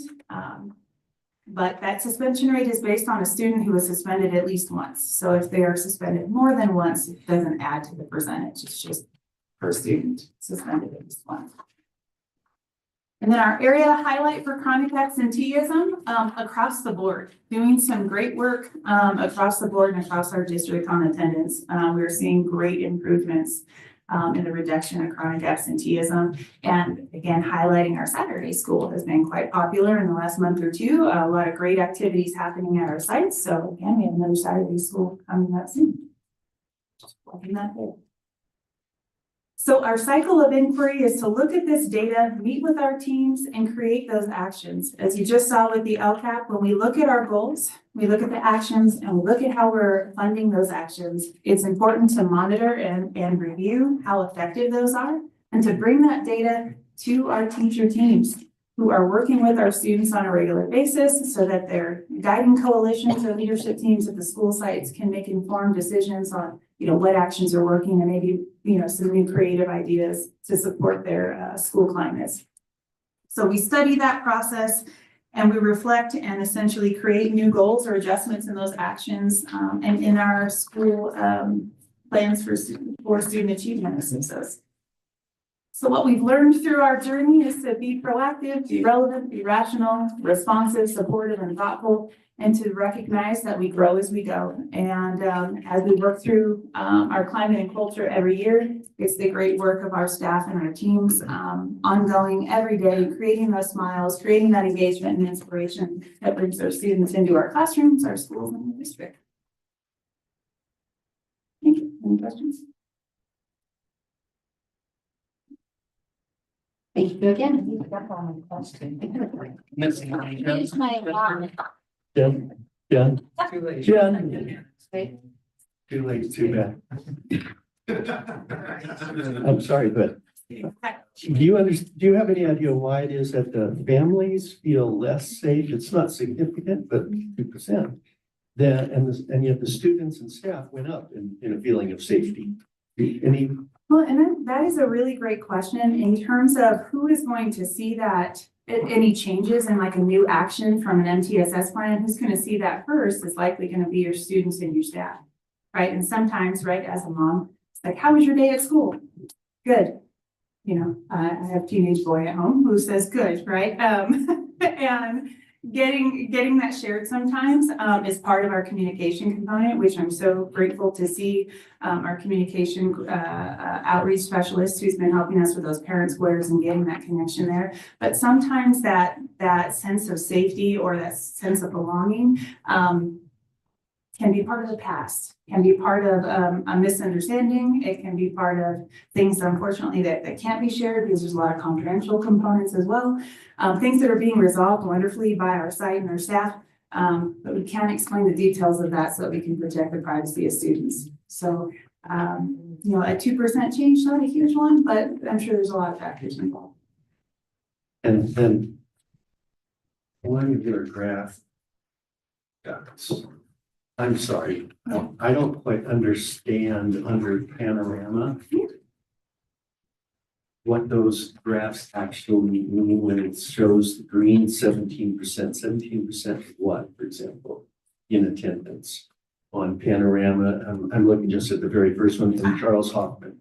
So Charles Hoffman, you're looking at that 17% on academics. That first column there, we're still working on the academic column. For elementaries, it's not pulling all of their academic data yet. I still don't understand what those. Right. Oh, okay. Oh, the green, the yellow, and the Yes, red. yes. Perfect. So your green is going to be like your proficiency, that you're meeting proficiency in the green area. Okay. The yellow is going to be that intermediate, and that red is, okay, this is the Like the areas dashboard. that need improvement. Yes, like the dashboard. And so Panorama can pull trends. So when we see those areas of red, we can actually disaggregate just to the red. So there our support teams at our schools can actually see a list of what students they are by school site and what they're trending on and what supports they might need. Okay. You can give suggestions on supports. It's kind of like real-time data. Because it is pulling direct from areas of student information. It's pretty neat. It's nifty. It is a nifty tool. Thank you, Dr. Sodi.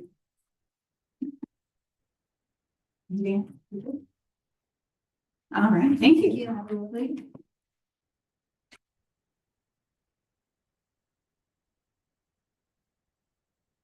Nine point six, educational services, presentation of the annual update on the special education program. Mr.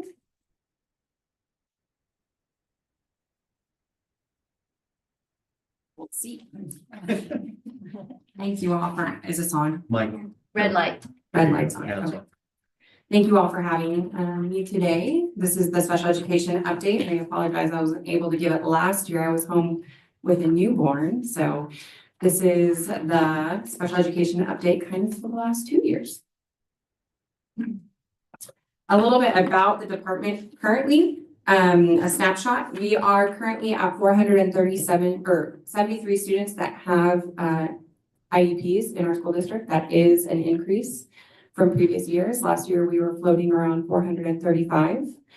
With that, we have 31 pending assessments currently active in SACE, our Special Education Information System. There's a handful of things that are contributing to this increase in number. One, we got 33 students from August into our school district with existing IEPs. And we never know when those kiddos are coming. We don't know what those IEPs entail. It could just be a speech IEP with a speech service. It could be an extensive needs student that has a one-on-one and needs specialized transportation. We don't know when those kiddos are coming. And so that has led and will always lead to unpredictable staffing. With that, we're continuously building the confidence of our IEP teams to exit students when they meet their IEP goals and no longer have areas of need. So that's something that we're continuously working on. And then building the confidence of our school psychologists to have those difficult conversations in initial assessments when when a student does not qualify. It could be something that the parent doesn't necessarily want to hear, but building the confidence in our school psychologists to not qualify students and maybe to suggest a 504 if they have a disability that qualifies them for a 504 plan. With that, we do have some current pressures. We have 196 students currently receiving speech services. And it's not a RIM thing, it's a national thing. Speech language pathologists are impossible to find. And so we've been really struggling with that for a few years.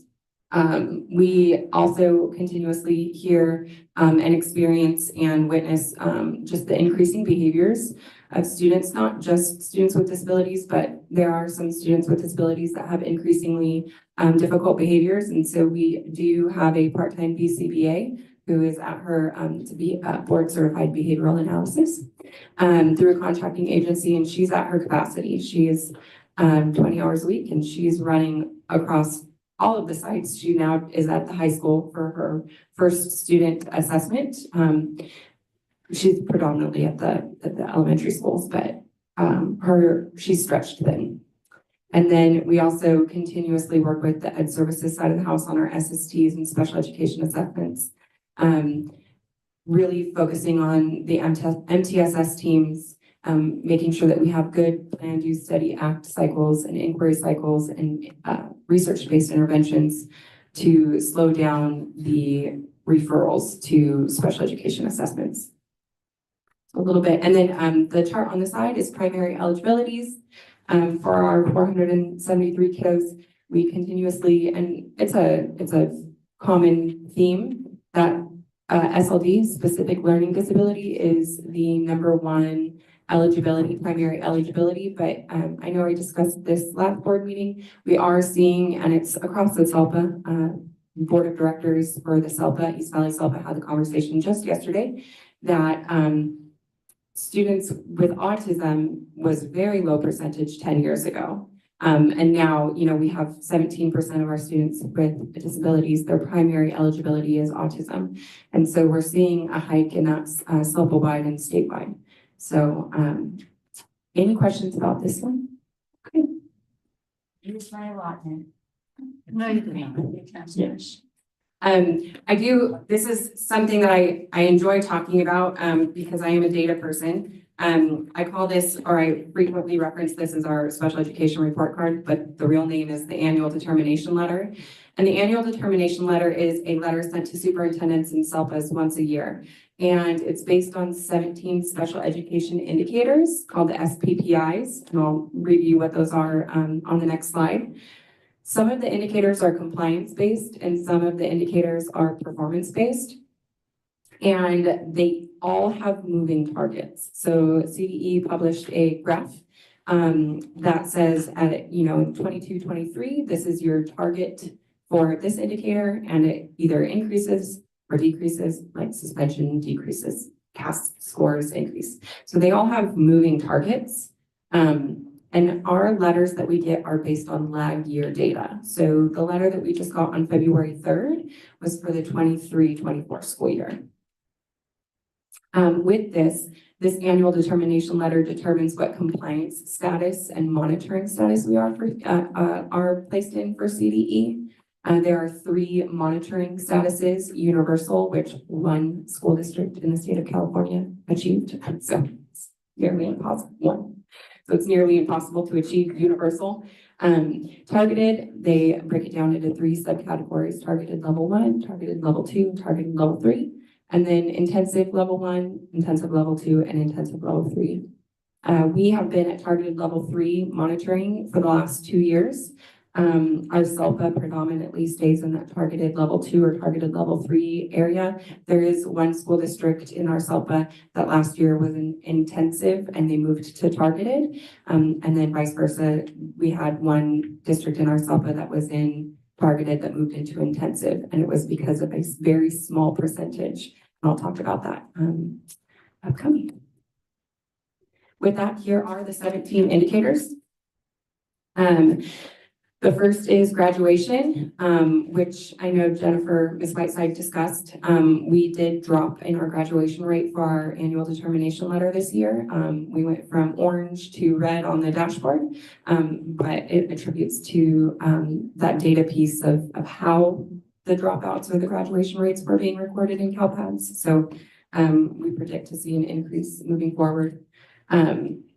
Something to note, not all of these indicators are weighted equally when determining what level of monitoring we are placed in. For example, level 5, which is our least restrictive environment indicator, is heavily weighted in comparison to, let's say, indicator 8, which is parent involvement. Indicator 5 is something that the state is really focused on, as that's our inclusion initiative for the state. And that's been a lot of the topic of conversation in our SELPA, many other SELPAs, as well as internally in our school district, which we'll talk about our inclusion steering committee. Any questions about the 17 indicators? I'm seeing the 25-26 school year on there, so that's projecting forward. Yes, so for example, for next year, the CDE would like students with disabilities to graduate at a 79% rate. And as you can see, it increases 1 or 0.5. It keeps increasing from the 2021 school year all the way to the 25-26 school year. And that's the whole moving targets. So we could be increasing, but still not meeting the target because we increased, but not enough for the moving target. With that, I wanted to hone in on least restrictive environment. We have done some really good progress in this area. Students in the general education setting, 80% or more. The 23-24 school year target was 64%, and we came in at 60.66. But this was an increase from the year before. The year before was 56.81. So we are showing a positive trend. Students in a separate setting, we meet that target almost every year. I haven't seen a year that we haven't met that target, and it's because we do a really good job at keeping our schools out of non-public settings. And so currently, and this is a smaller number than we have seen in the last handful of years. We only have 3 students at NPS schools and 4 students in county programs. And then with that, something to note about the upcoming, this school year's data, the data that will be reflected on the 25 or next February's annual determination letter, is I did an audit of these percentages. These percentages are calculated when the IEP team meets, and it's one field on the IEP. And if it's not calculated correctly, we are placed, or our data is not clean. So I did an audit of these in October, and what it showed was the way that the calculations were calculated, it wasn't calculating for lunchtime. Our students with disabilities spending lunchtime with their non-disabled peers or passing period with their non-disabled peers.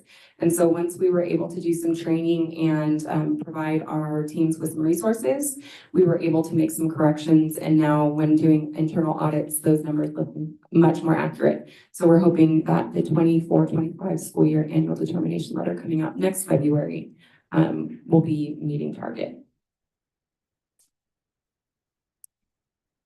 With that, we do have a handful of compliance achievements.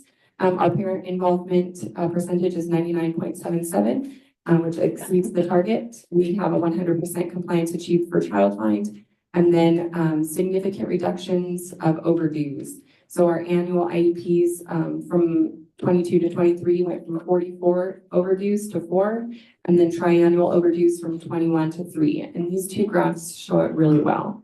So over this past year, there's been a lot of significant and a lot of hard work. The administrators and the school psychs and the case carriers have been really working on holding IEPs on time. And so huge commendable, round of applause to administrators on making that a priority and a focus.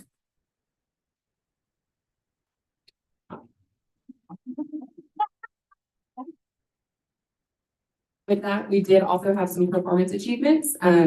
while the target is still not met because the target is to land in the yellow, green, or blue California dashboard category, we did have increases in both ELA for students with disabilities and math for students with disabilities for the 22-23 school year. And I know Jen that's like the fourth time heard about it today.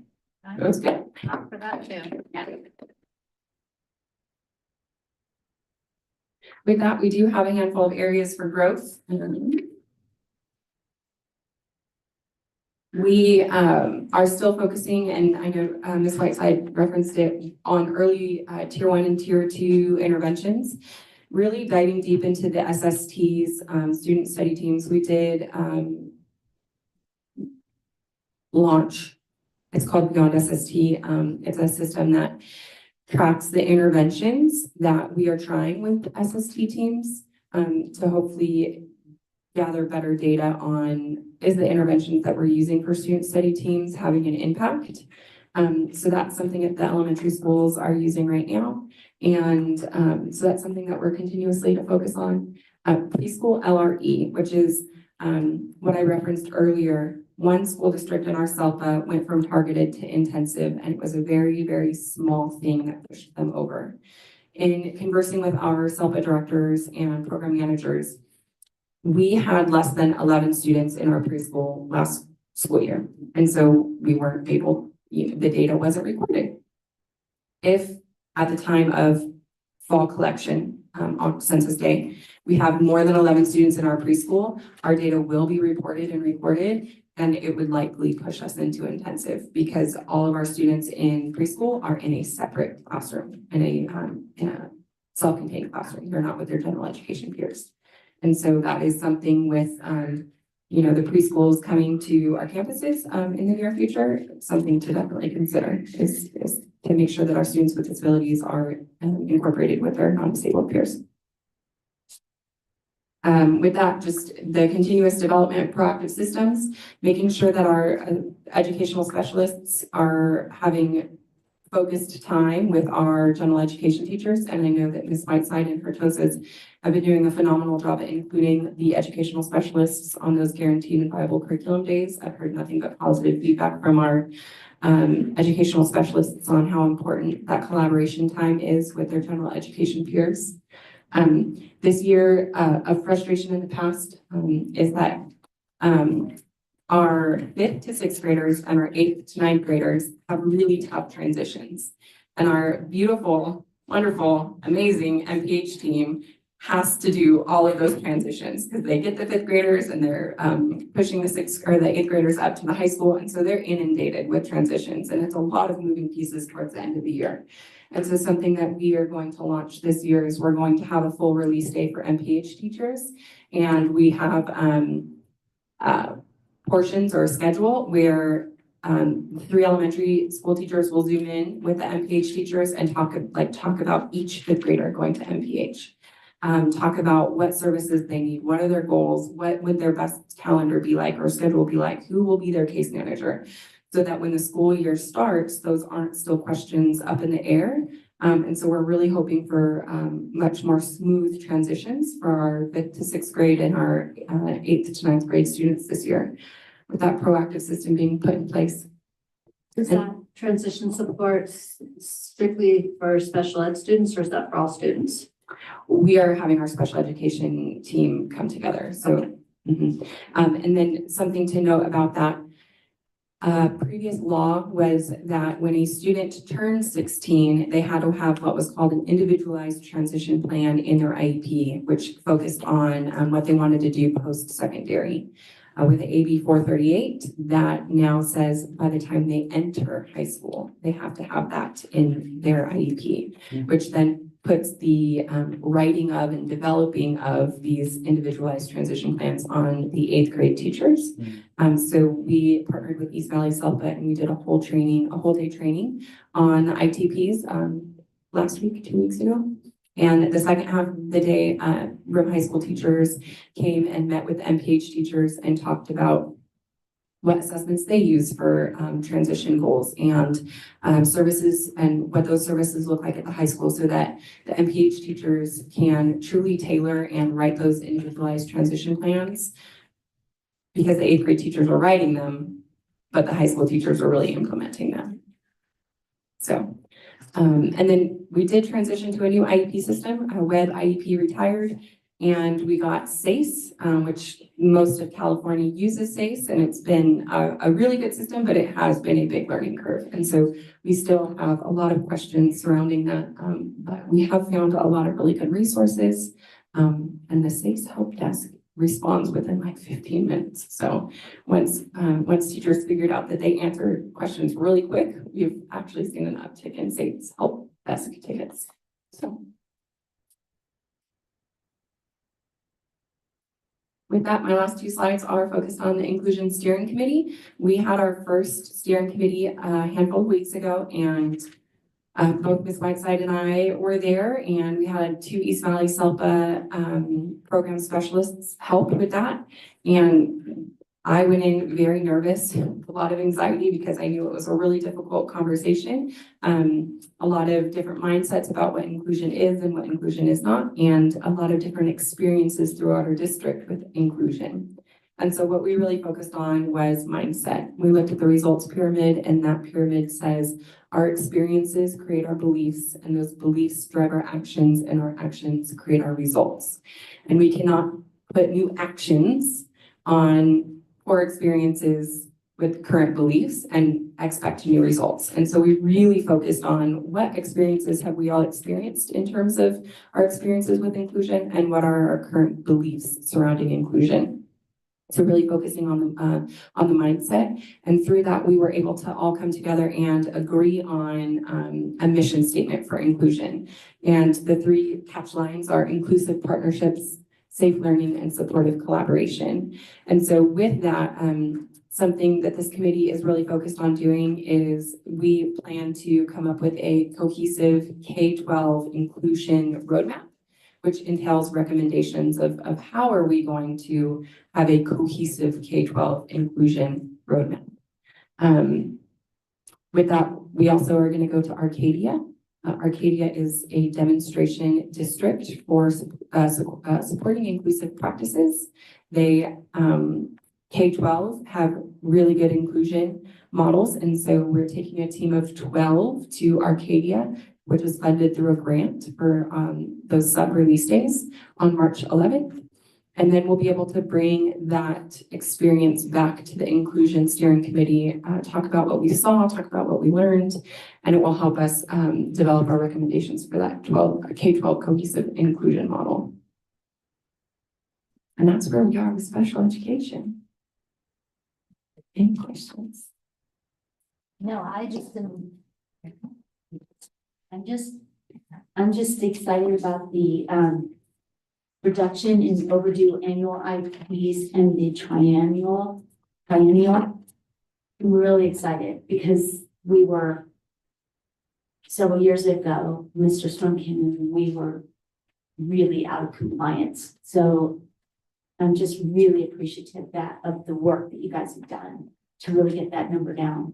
So yeah, Jackie's pointing at you, so. It was my weekly Monday emails to the principals and the case carriers saying, this is overdue, when is it being so? Well, whatever you guys are doing is working, and it's so appreciated because having those overdues, which lead to really not okay conversations and education, attorneys getting involved and stuff, just creates anxiety as a board when you see those numbers and you realize how out of balance and out of compliance we are. So appreciate and kudos to everybody who's worked on this so hard I'm not hyperventilating this year, so I'm feeling very happy. 3 and 4 are getting to 0 is almost impossible because there will always be But this is great. Yeah, there will always be a reason as to why one is late. The snaps to everybody. Hey, Sharon. Enthusiasm. Do you have a question, but I don't necessarily know if there's an answer to this or whether it's been thought about, as I do know the first couple of weeks of each school year It's incredibly challenging for our TK and case teachers, where they're suddenly having a full classroom of kids that they're trying to get to know, and there could be some real challenging kids within that group, but there aren't the supports yet because these students have yet to have been formally identified. And like right here, you have focus on support systems and early interventions. And another slide you also talked about early tier support. So I'm wondering if there has been any plans to provide those additional supports or systems or procedures, so those first weeks of school might find it to be a little bit easier to be able to get those students identified and supports given for those students. I do know at the beginning of the school year, there are typically less assessments or triennials than there are, let's say, in the spring or at the end of the school year. And so our school psychs typically have a lighter load at the beginning of the school year. I know that we have a brand new school psychologist at CHE and VOE, and his passion is working with students that have some difficult behaviors. And so he has done a really good job at helping some of the kiddos that need a little bit more behavior support. I can think of 2 students at VOE in particular. He talked to me about them today. He has done some magic work with those two kids. I think we can also talk a little bit about the tomorrow's readiness starts tomorrow, whatever, trust grant. Yeah. Okay, and the resources that will be provided for the 0 to 5 age group coming out of that grant with what's on the agenda tonight for some of these decisions. You got it. So tomorrow's readiness starts today is the trust grant that we're working on with San Bernardino County Superintendent of Schools. And that's also part of building our preschool initiative that we're working on and some things you see in your agenda today. But the 0 to 5 initiative is not just preschool, but creating connections, referral opportunities for our families between the ages of 0 and 5, and creating those connections and relationships at an earlier age so that we can build the connections to rim of the world, right? And they know where they can go for support.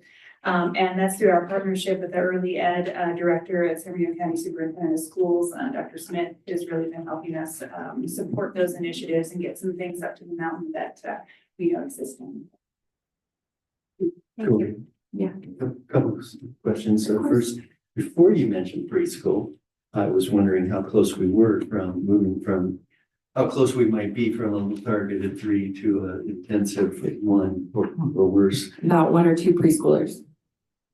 And But if we have preschool classes and we integrate we include our students with disabilities into those classes with their non-disabled peers, we'll be in good shape.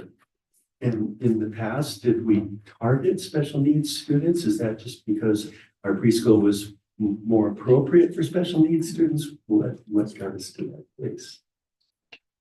Historically, it has been a class. There have been times, a few years, where there were non-disabled peers in the preschool.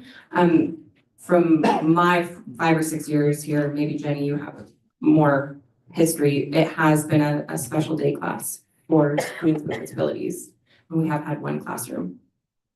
And future promotion will go for broader basis.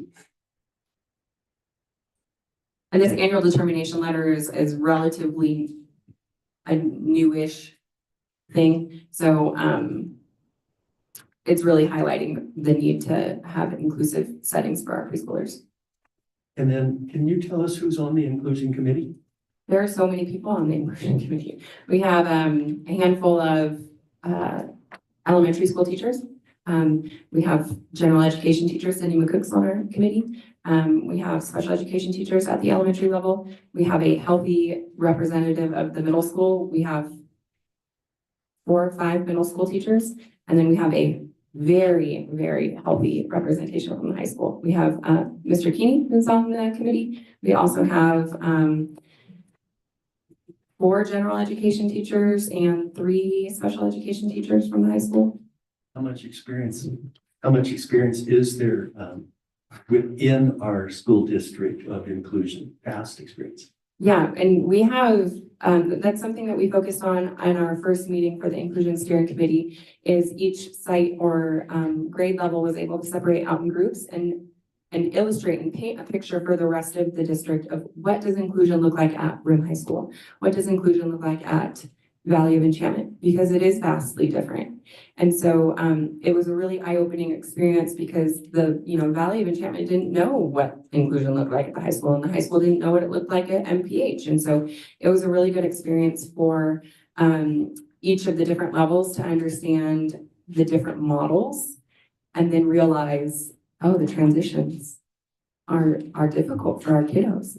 And so it's happening at all of the levels. It's happening a little bit different at all of the levels. And that's one of the goals of the committee, is to come up with a cohesive plan so that it's good for our kids.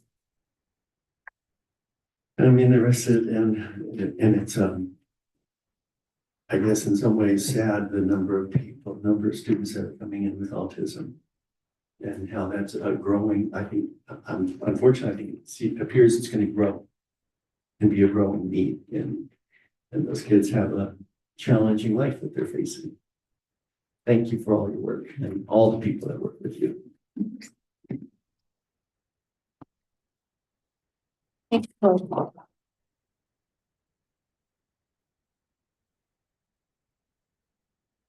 9.7.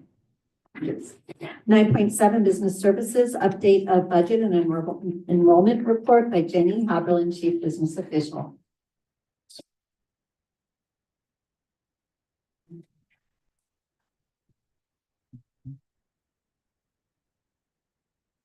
Hello, thank you very much. I don't really have much. I mean, I can maybe do this in under a minute, maybe under 2 minutes. Mr. Hanson just asked me how long I'll be. So. We're teasing. So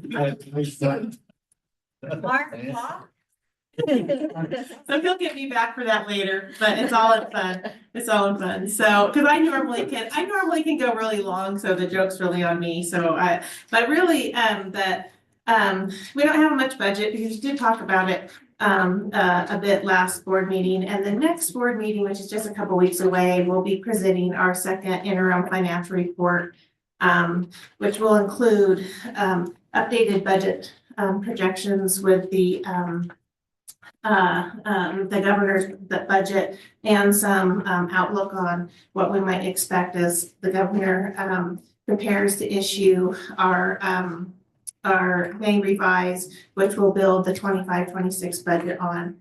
And one of the first kind of blocks in building the budget is getting an idea of what our enrollment, of course, is, because that's a known factor, and then what it will be in the future, and projecting that as accurately as we can, because it's the major driver in what determines our staffing needs. And then what also determines our ADA, which in turn determines most of our unrestricted revenues. So, building on enrollment is really that first block. And then it's, of course, multiple assumptions, which we've talked about, I think, at, extensive about COLAs. And what those look like, and those are moving target until the governor signs the budget in June. And so right now, we started the year with projections for 25-26 at a 2.93 COLA. We went in December, it was stated it could be 1.802. Right now, the governor thinks it's going to be 2.43. And then as we move forward, there's, a couple more data elements before the state will publish the COLA, and that we'll get that in May. So those data points are telling us some negative news about what we'll land at, probably closer to what we were told in December, more around 2. So all of those assumptions we start building on, but we'll go into that more next board meeting with enrollment. Just real quick though, 30 seconds. You have just several of our monthly printouts. As you know, business gets the enrollment and the attendance reports from the sites. My staff audits them, and then we just kind of compile some data for you. We're still officially have been finished with month 6, which was ending 1/31/2025. And we do, we'll go through the end of school. We do have, an attendance month is a 4-week period, so that's not necessarily a monthly cutoff date, although it happened to be in January, it'll work out that way. And we're still sitting, just around 2,900 students. An overall attendance rate though, of 90.58. And that's what I think we need to, look at, because as we identify reductions needed in our budget, to address the, spending less than we're bringing in, we can also look at revenue increases, which improving our attendance rate would give us some revenue increases. So, that, I know we talk a lot about that as well, on ways to improve attendance in our district, attendance rates in our district. And then, how can we incentivize or get students excited to come to school, and educating parents on partial day versus full day, and how we're funded, with that. So we can maybe try to capture a partial day, which is a full day of funding for us, or take advantage of our Saturday school opportunities, which allow us to recoup ADA for a student who goes to a Saturday school that has an absence. So those are opportunities that students can get service academically, but also in turn help the district recoup some of this low attendance. So the other, there are some other items just for your review. We have enrollment broken down more by grade span and site, but just, and then, picture usually is worth 1,000 words. You can see on our enrollment graph, you can kind of see where we are at, kind of pre-COVID, the COVID years all clustered right here. So that's the trend on, every year that goes by and a kind of a post-COVID, we can rely on projections maybe a little bit better on, what's the new students coming in, is our enrollment stabilizing and whatnot. So you can see we're kind of in still that COVID, post-COVID, same cluster. And then corresponding ADA, very similar. Our ADA is doing better now than it was during the COVID years. Very typical to all districts in California. So we have seen an increase in ADA, but the ADA rate is still far below what it should be. And then our Strive for 95 campaign, I know we've talked about, maybe making a new initiative, but I'll keep recording it until we do. We like it, keep going. Well, until we change it, we're at CHE 92.96 for brick and mortar school, and RVA 95.4 is, they hit the 95%, but brick and mortar, the CHE and LAE are right in there neck and neck. So they can peek at that. And except if you have any questions, that's all I actually have for you today. Thank you, Jenny. Thank you. That was more than 2 minutes. Was it? Yeah. I'm not saying I saw it. You did great, you did great. We'll be happy to talk to you. 10.0 discussion, action items. 10.1 superintendent, legislative and advocacy report, fiscal impact none. Do you want to introduce what you want to introduce? Okay. Absolutely. Let me see here. We were through Dr. Saviano. Caleb King contacted us asking for us to take a look at AB 327, which is a assembly bill for protecting schools from swatting incidents.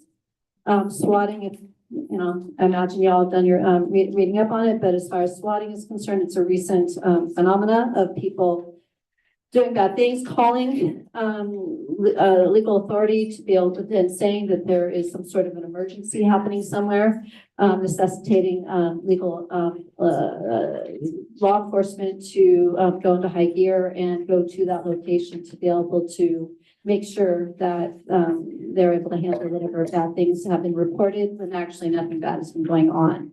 So SWAT, being like a legal force. It's costly when these false alarms are being made, and some school districts are being incredibly affected by it. And yes, also, other kinds of businesses, homes, all sorts of different agencies. It's a form of harassment. So, Assemblyman King has asked for our school district, our board, to take a look at his proposed policy and see if we wish to possibly provide support to his effort. I make a motion to support AB 327 officially.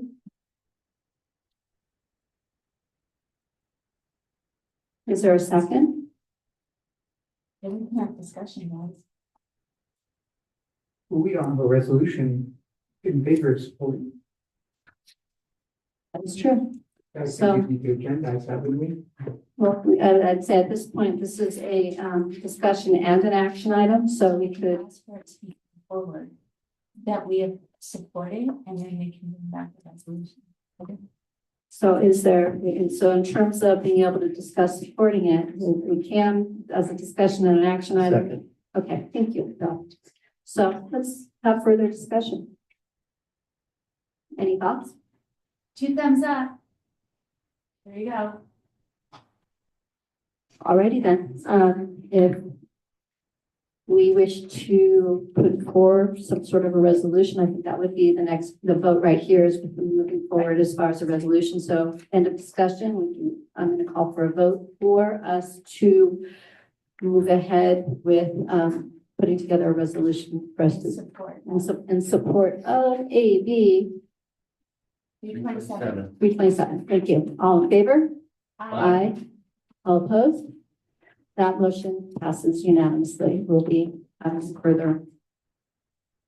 further discussion on this topic. Anything else in terms of this legislative and advocacy report? Yeah, so with I put in your board documents, several documents from Sandabs and updates. I did put in the Sandabs report, the specific calendar for the California legislation so that we have an idea. I know that in the workshop for March, we're going to be discussing advocacy so that you guys can see where we want to target, because we want to, tomorrow is the deadline for bill introduction. There's going to be a ton of them tomorrow. So we can sort through them and decide which ones we really want to have conversations. We can also zero in on our own, as Jordana, you said, room-centric. Although I have to say that when CSBA does legislative week or we do meetings with legislators, they ask, it's specific that when we're talking about whatever piece of legislation or platform policy, that you bring a story from your district to talk about facilities or talk about transportation. So I know I've talked a lot about transportation and facilities in discussion, so it has been rim-centric in terms of the stories. But if we want to develop a advocacy, process for moving forward, at least we can start meeting in their legislative breaks. And we just need to be cognizant of the dates of when June 6th is the last date for each house to pass their bills. Then they convene in August and they switch houses. So we want to make sure if there's anything that we really, really, really want to oppose, that we are cognizant of where they are in the legislative process. So that's why it's really important for us. We're too late to work with in this year with the legislator to introduce anything that of our need, but we should be looking at what really would adversely affect our district and get into the proper cycle. So that's why I'm thinking March is the perfect time to develop the strategy to work with this calendar. So I'm not going to go through all the federal advocacy report. You guys can read that. There's a lot of uncertainty. As I said, going to coast, wondering who is there a Department of Education? Where is it? Where is this all going to happen? So it'll be interesting. A couple of things that I do want to point to. I also gave you what has been introduced. It's the bill report. You guys can look through and we can pull forward, but I think that the more interesting conversation on bill report will be happening after tomorrow. But what is the concerning bill for me is AB 68, which is the school safety armed school resource officer. I know that CSBA opposed this last year, is being brought back. What it is asking for is that every single school have an armed, and that gun is armed and loaded, resource officer on each campus. And not only is it during the regular day, it is also at each time children are on that campus. So if PTA has the glow dance at LAE or a BOE, an armed resource officer has to be there. If there is a youth sports tournament at Rim High School using the football field, armed resource officer has to be there. All sporting events, the drama plays, anything has to have that armed resource officer. They make more than a teacher. Their salaries are up to $200,000 a pop. And then you have, they have the need, like, are they going to be available, or are they going to be like SLPs where it's really hard to get them because we are in an unincorporated area. So this one is concerning. Not sure if this is going to have teeth, so to speak, as it goes forward. This is a very expensive bill. So I'm putting it forth to your attention. If you would like to take a position or move forward on it, Sandabs did oppose unless amended. Well, not this one, sorry. CSBA opposed it. They're opposing it again. The expense is too great. 2/3 of the districts in the state of California are doing budget cuts. So if you have, this money would come out of Prop 98. So you would have, if you have a plan you really love to address school safety and student well-being, you're gonna have to make some choice. If you have a really great school psychologist, but you have to have the armed resource officer, and one has to go, guess what? Who has to go? It will be the school psychologist. So there would be hard choices by districts if this was put in place, because it is very expensive. And that's why CSBA, we understand the intent. We understand that there's many school districts that have this. However, it should not be cookie cutter fit to every single district. Every single district addresses their safety differently. The other one that is interesting, Mr. Shannon, is AB 65, which is the paid disability and parental leave, the additional 14 weeks for pregnancy and for issues surrounding that. This is being brought back. And the reason why this is a difficult bill, while the intent is great, the problems have to do with the fact that you haven't changed this. We've gone back to the 30-day sub. So if you have someone who is out for weeks and weeks and weeks, and you only have a sub for 30 days, you're going through that process of the kids are getting someone new over and over and over again. And that doesn't do our kids any good. So the whole oppose unless amended by Sandabs is take care of the sub issue. And then the other one is pushing back on PERS, allowing for retirees to come back and not having the issues with PERS, and being able to bring them back into the fold, so to speak. So that's why it's opposed unless amended, because it really does have problems. And the other part is it does cost money. It will come out of Prop 98. So again, these are taking away from your other needs and classroom, and it's difficult. Ask a question on that. Is there any, and I haven't looked at this yet, is there any language in there, is if this 14 weeks, how this will affect the teachers' STIRS, their We work year calendar? didn't get into the weeds, so to speak, on that one yet. I'm going to legislative committee on the 28th, so I'll bring it up. I'll ask. Yeah, because you have to work 75% of the school year in order for them to get STIRS time credit.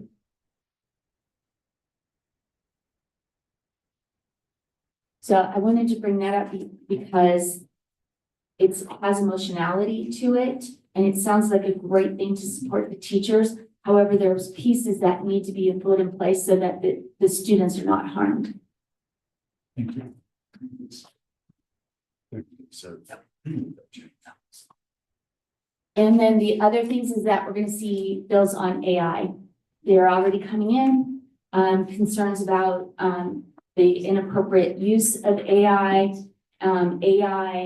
in, things like the generative AI to attack critical infrastructure and that kind of stuff. So it'll be interesting to see what happens with that. Just a point of reference, the district's hosting the March 14th Staff Development Day. We have a renowned researcher for public schools on AI. We're providing some guidance on a policy to address some of those concerns that are coming out regarding the use of AI. So I just wanted to bring that up and to ensure that for those, we'll welcome anybody to attend that meeting. Do you guys have any thoughts so far? A couple of thoughts. One, I was surprised to see in the news yesterday that RFK Jr. is proposing or is talking about, there isn't been any official proposal to have late start for middle and high schools be a national endeavor. So when it comes to trying to tell our story, you did a beautiful job in Sacramento, but it may be helpful to That conversation at the state, at the federal level. yes, in terms of how it could impact students negatively. And the interesting part is that there are, like Historia Unified did late start for 1 year and it just didn't work. And across the board, staff, as well as parents pushed back on it. So they went and took a look where they could say that they are rural or they had met the criteria to be exempt. And then other school districts are looking at the impact of students that are triathletes. They play 3 sports. They're in AP classes. They're missing a lot of instructional time because of the amount of periods a day they're missing for their games. And parents are like freaking out. They didn't realize how much school their kids would be missing. It sounds like a great idea, but in practice, it doesn't fit everybody. It's hard, especially for students who are high performing students missing that much school because the last couple of periods of the day, if they're athletes, they're off at these athletic events. And also those students who have had after school jobs, those opportunities are not as available because they're getting out of school later. So unintended consequences with good intentions, but I think that is going to be pretty dang horrible if it gets, if it's rolled out to the rest of the country, if they're not aware of all the different impacts of making such a choice. We should be invited to our school district and ride our buses and figure it out. Exactly. Also, well, actually, from an advocacy standpoint, it may be worthwhile for us to delay talking about this until March, like you mentioned, but in terms of as a school district and generators, like Dr. Saviano mentioned, we're one of the few school districts that have working generators at every school site out of necessity to be able to make sure we can have students on campus. And that's a lot of money that we're spending to be able to have those generators put in and maintain them. And that's money taking away from other necessities that we have. And it's an additional burden that we are encumbering that other school districts are not having to deal with when we already have limited resources. So in talking to Janita Moore, our CSBA so she was bringing, after collecting information, she was bringing this up to Chris Reed at CSBA.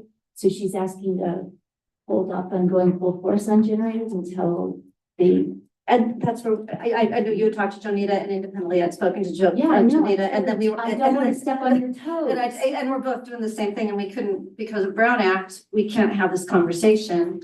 Right. And so until. So anyways, we'll get an update. Let's get an update of where her efforts are so that we can support And I'm gonna, if you want to be the point person for her, what was that? You can do.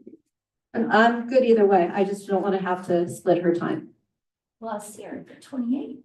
Oh, fantastic. Okay, then if you want to Sure, I'll give roll you from it, fantastic. And then just fair funding in general. Asked Dr. Saviano to share this lovely kind of dated spreadsheet.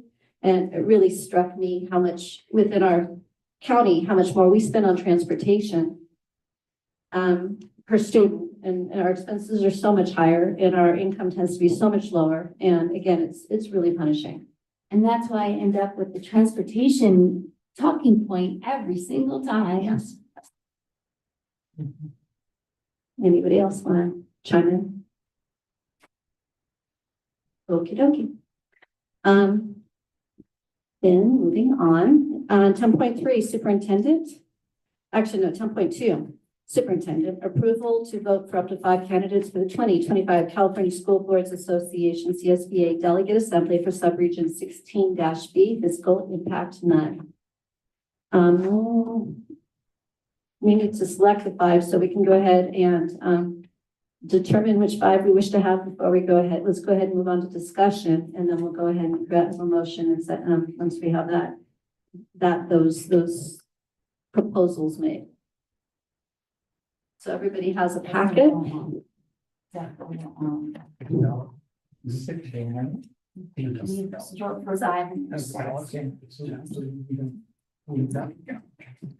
Was that? Yeah, everybody has one of these? Yeah. Do you want to take a moment and look through and see if there's anybody that you would, you want to come up with 5 ideally? I'll do it. Okay, awesome. Okay, Maria Gomez, Gwen Rogers, Dr. Gwen Rogers. She is an amazing articulate person. Eric Swanson, he is very energetic and motivated. He's the one that started the Desert Mountain Region Economic blah, blah, blah, blah. Kathy Thompson, she's great. That's an elementary school district. Not really familiar with Ronald Newton from Mountain View. I haven't really had a lot of opportunity to interact with him, and Alan Williams from Victor Elementary. That is also an elementary school district. But I would like Maria, Gwen, Eric, and Kathy. That's 4.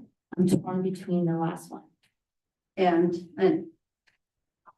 Bill, you were going to say something? No, I was just asking which one was last 2. So we could have 5. I have 5 that are written down here. I don't know who I'm missing.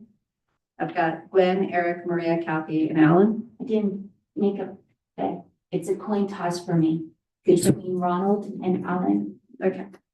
Eeny, meeny, miny, mo. Well, Just kidding. Just kidding up there in TV land. Jordan, do you have any thoughts on the matter? Not to put you on the spot? Well, I definitely want Eric.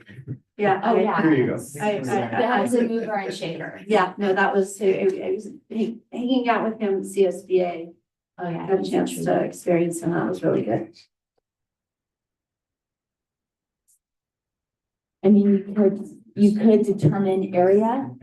You could take area, because Ronald is from Mountain View, which is, out west. Because there are several from the high desert already. You could take it in that conversation if you'd like. Right, I got you. So, and then where's Alan Williams from? Victor. Oh, so yeah, so That's why I'm saying is that maybe we mix it up a little bit. that sounds compelling to me. Any additional thoughts, Bill and Jordan? So, I do like the idea of increasing the representation a little bit. I'm not familiar with either of them either. okay, so I Other would. than their applications, I should say.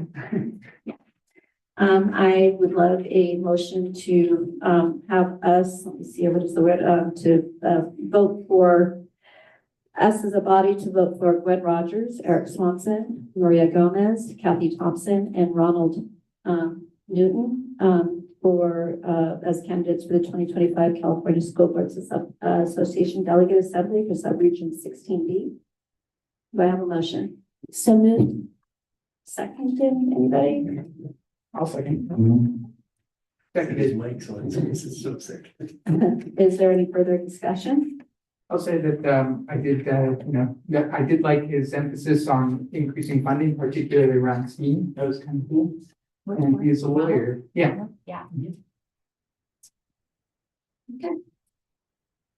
Calling for a vote, all in favor? Aye. Aye. All opposed? Motion passes unanimously. Okay. 10.3.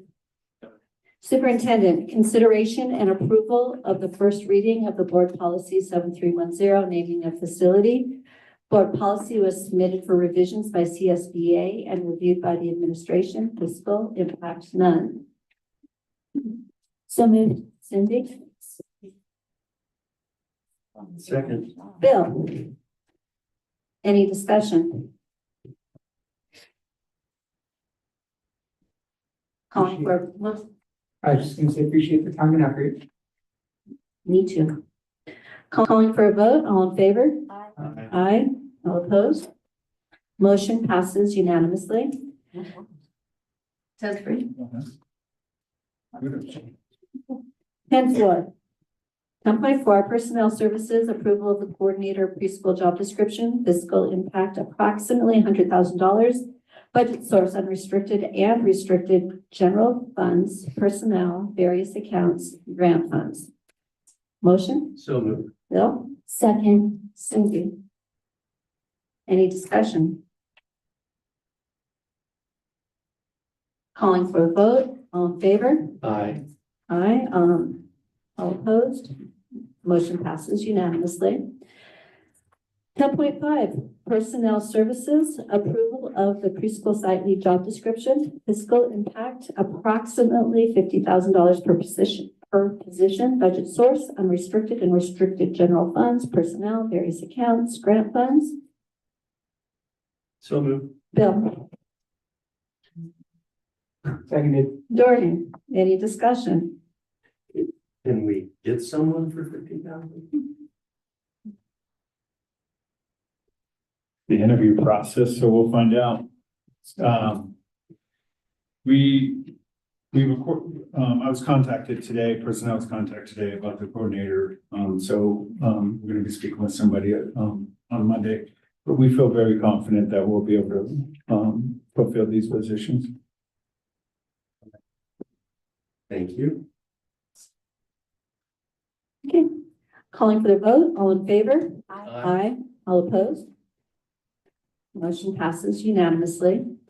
10.6, Personnel Services, approval of the instructional assistant preschool job description, fiscal impact approximately $34,000 per position, budget source, unrestricted and restricted general funds, personnel, various accounts, grant funds. So moved. Second. Cindy, Bill. Discussion. Same question? Yeah, actually, this one would probably be a little bit easier to fill, because it falls into our instructional assistant, with CSEA, falls in with the instructional assistant job category. So, we've already had some people interested in this position, so, this one would be fairly easy to fill, within our preschool. And Shannon, it might just be helpful for anyone listening to bring out the fact of why we just said it's a CSEA position, because it's not a certified person in education, right? No, so which one are you talking about? When you're just. Dr. Manager? Oh, the one that I was just saying. So the Yeah, instructional instructional assistant, yeah, that's a classified position because it's a non-certificated position to the California Teachers Association. If I remember right, high school diploma is required for that position, correct? Any high school diploma is required for that. So that's good for the community to know. It is good You for don't the- have yeah. to be a certificated person. No, you do not have to be a certificate for the instructional assistant, but there is criteria for the teacher position and for the coordinator. Thanks. Well, Calling for the vote? All in favor? Aye. Aye. All opposed? Motion passes unanimously. 10.7, Business Services, approval of San Bernardino County Superintendent of Schools Emergencies Award Contracts without bids for Lake Arrowhead Elementary. So moved. Fiscal impact none. Oops, sorry. Okay, Bill? I did. Oh, second. Cindy? Any discussion here? Calling for the vote, all in favor? Aye. Aye. All opposed? Motion passes unanimously. 10.8 Business Services, approval of purchase Gen 300 kVA 3PH John Deere generator from Multi-Equip Inc. for use at Lake Arrowhead Elementary.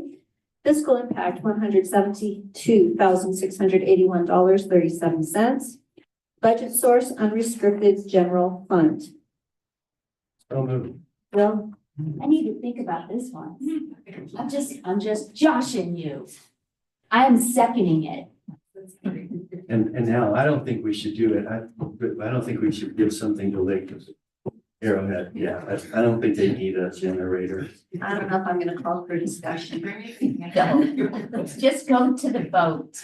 Well, just to emphasize, or reemphasize, I think Dr. Cipriani, you said in your report that LAE ran on the same generator that we're voting on, not the same exact one, but same model. And no issues. That is correct. Very successful pilot at the school. I'm thrilled. We need to do this. Every one of our schools need this, and we are in a new era where we are going to have more times where the power is going out. And we cannot be closing the schools because Edison, whomever has caused us to not have power. Is this the same brand of generator that we have at other school sites? Is it different? And then follow-up question, if you don't mind. These folks will not be our service partners for this, right? Or more specifically, it's not the same service folks that were servicing the VOE generator. Gonna defer to Ms. Haberlin. My understanding, I don't know if it's the same make and model, Jim. I know it's similar to the, it's actually a higher level generator than VOE currently has. And it's because and it would be able to run, I mean, because VOE's generator, we know that was too small for that site when the decision was made to put that in. And none of us really know the conversation around Yeah, it. I was not on the So, board. no. But it would be able to run an elementary school, but with the current load. I have my notes from after picking Jim's brain, so I'm looking at him to say, am I repeating it correctly? But like an elementary school and below, but it wouldn't be strong enough to run like MPH in high school. And then for servicing of that generator, is that a separate company? I'm going to have to ask, it will be under warranty, but is it a separate company? It's a separate company. I only bring it up because we had some issues with the VOE maintenance folks. So just curious. Anything else? Okay, I'm gonna go ahead and call for the vote. All in favor? Aye. All opposed? Motion passes unanimously. 10.9 Business Services, approval of bid number 24/25-02, CalShape Ventilation, and pound 24/25-03, CalShape Plumbing, and acceptance of master agreement and task order forms with Alco Business Building Solutions. That might be ALCO Building Solutions. Fiscal impact approximately $1,383,125.00. Budget sources, CalShape restricted grant funds and unrestricted general fund. So moved. Bill. Yeah, second. Jordan. Discussion? Calling for the vote, all in favor? Aye. All opposed? Motion passes unanimously. And 10.10 Business Services, approval of resolution 24/25-12, establishing a citizens oversight committee for Measure E, fiscal impact to be determined. Budget source, unrestricted general fund. So moved. Cindy? Second. Bill? Discussion? Just a quick question, or maybe it's tangential, I apologize if it is. But this is, we did agree to, at the last meeting, to close out Measure W committee, and this is just reestablishing a new committee, correct? That is correct. Jenny, you want to speak on that? No, okay. Same answer. Okay. Yeah, just a Okay, quick- cool. Yeah, Thank just you. saw that you're right, okay. And then I also noticed that you put an application on, gave each of us a paper copy application for anybody who wishes to serve on that oversight committee. And then you also said that there's, applications that should be in the back table for any, community members who wish to serve on that, on the oversight committee. And where else would they find We it? have all ready and geared up to go. We have some public notifications outreach that's going to start tomorrow. We do have an email ready to go for anyone who reached out to us directly. And we have a spot on the website that Mr. Malone created. That Measure will have its own spot, easy to find, and the application will be there. Would it be appropriate for us to forward the email to, say, organizations like the local press for senior Email to citizens? anyone Okay, who wants. all right.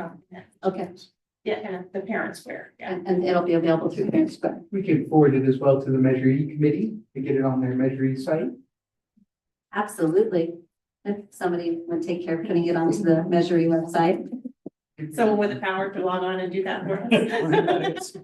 And do we have, and looking here, it has a deadline of being at the district office by March 7th. Does that need to be a hard copy or could it also be a digital copy sent? It can be a digital or a hard copy. Dr. Severiano, I think it might be helpful just to have a review of the timeline. We don't have $71 million yet. That's actually well down the road. This committee will be overseeing that, so it just might be helpful to review that what's going to happen with the bond. Yeah, good point. Ms. Havergal and I were on a phone conference today about developing that timeline. Ms. Havergal, you want to share a little bit more? Sure. I know we spoke as we were gearing towards, do we initiate and move forward with a bond on what that looks like? So the $71 million bond will be sold for proceeds in kind of we'll chunk it out. Usually that happens over a 10 to 15 years period. But what we need to develop first is a priority list of projects, which we're simultaneously working on. We need to issue a request for proposal for an architect, which we are 95% ready to issue that. And we had various meetings with bond counsel, our financial advisor today, and what that looks like. We're right where a district like ours should be, and as far as the timeline goes.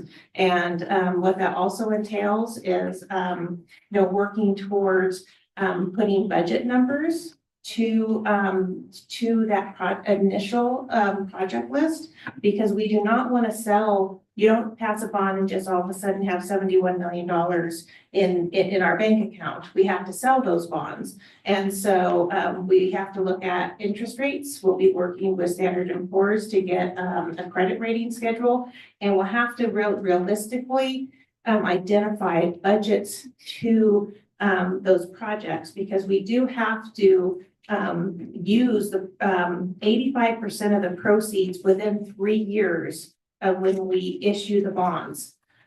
Because we're not allowed to sit on that $71 million and just collect interest on it, because also our taxpayers would have to start paying on that right away. So we want to make it as conservative chunks as possible to kind of ease those payments on behalf of our taxpayers, and not also, we don't want to be unable to complete projects within our time frame that we have to.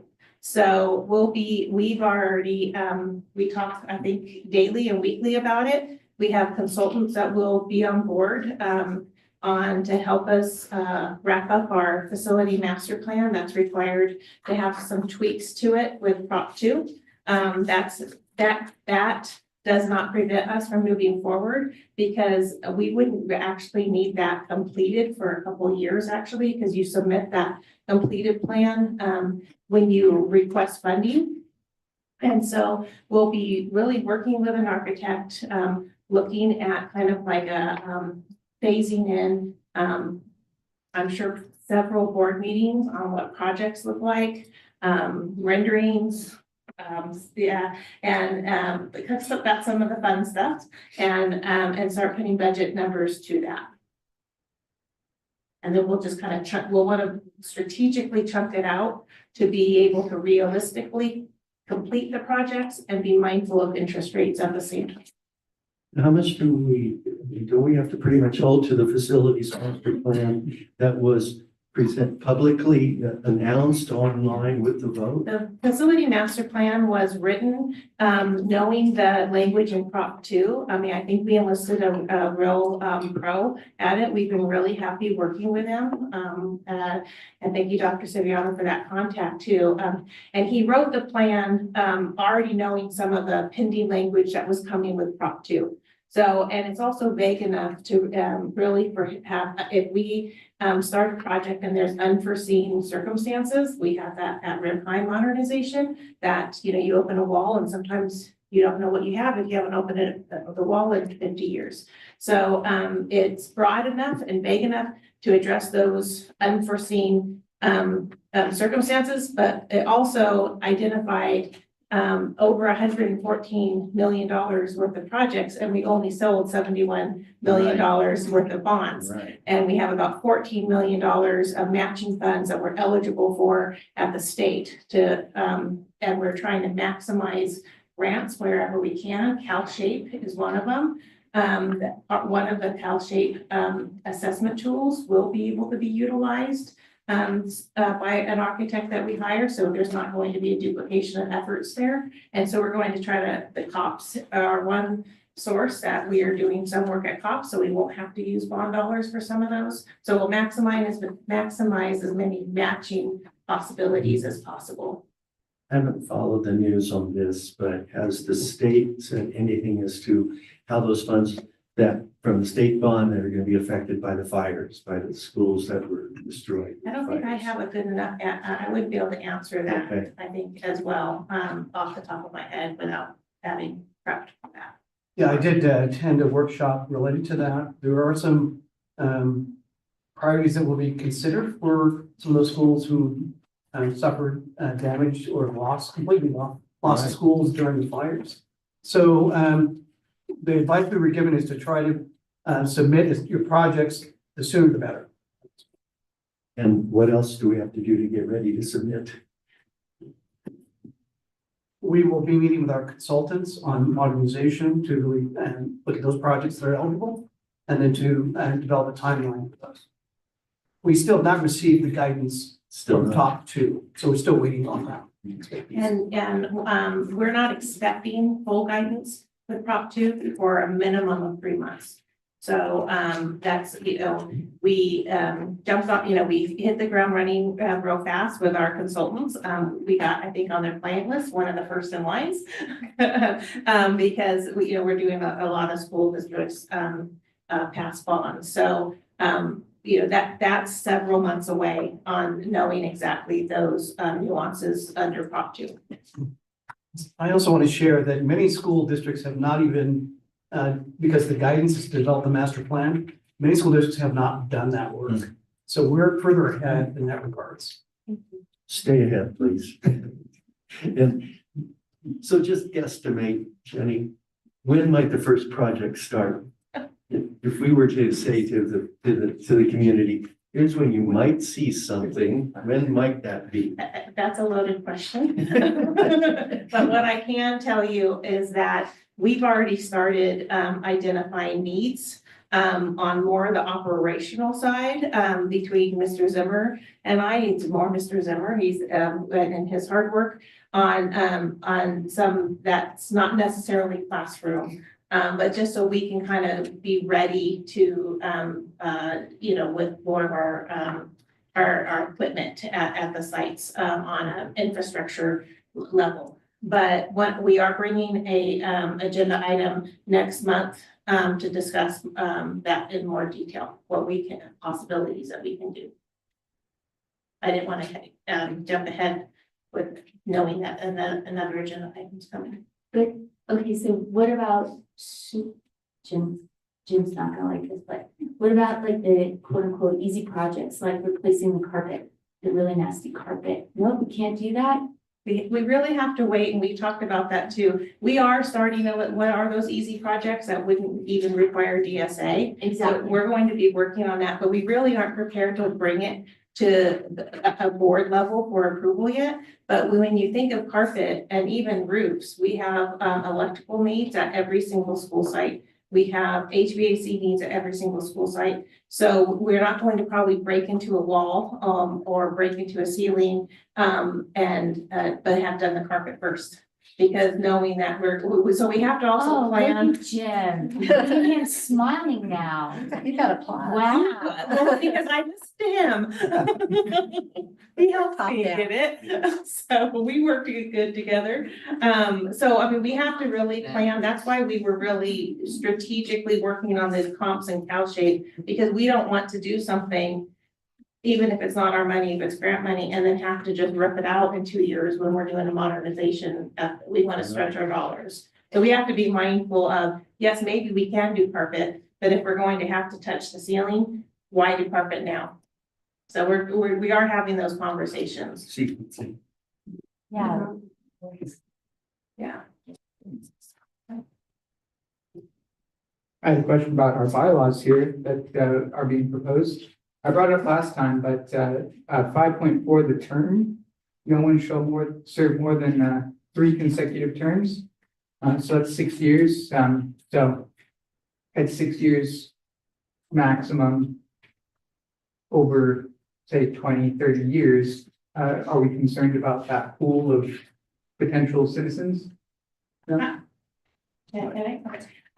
I've only been involved in my position on one of those turnovers, in all honesty. And so the small amount of firsthand experience I had is that the excitement dwindles over the years. So maybe you finish a project, and with Measure W, we had so much time lag because we were waiting for that state money that we were eligible for. And one project, we waited 7 years. So we were having to just do tiny little projects until we got that round of state money. So I think you start off and then it dwindles because you finish a project, you're waiting, you're selling more bonds. And that probably would be great timing for someone also to maybe life gets busy and they are tired of the commitment. And then you get that kind of fresh round. So we have to really set it up because for the next people too, because who knows who will be here in 6 years, right? And so we set it up for an easy transition and calendar. And there's some, I highlighted it, I thought somewhere, but I probably can't find it, starting to stagger, the cast and kind of keep that excitement going. Makes sense. Just wanted to ask. Yeah, thank you. Question. Any further discussion? Then I am going to, actually looking here, call for a vote. All in favor? Aye, all opposed. Motion now passes unanimously then. Sorry, my mouth is starting to malfunction. 11.0 consent calendar. We wish to have any items pulled for separate vote.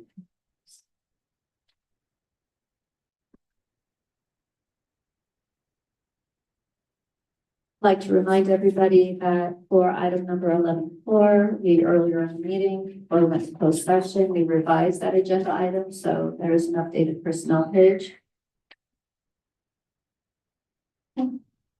Anybody need more time? No. Then in that case, I'm going to ask for a motion on 11.1, 11.2, 11.3, 11.4, 11.5, 11.6, 11.7, 11.8, 11.9, 11.10, 11.11, 11.12, 11.13, 11.14, 11.15, 11.16, 11.17, 11.18, 11.19, and 11.20. Do I have a motion? So moved. Cindy. Seconded. Jordan. Is there any discussion? I'm just gonna say Yahoo for 11.9. UC Compass. services.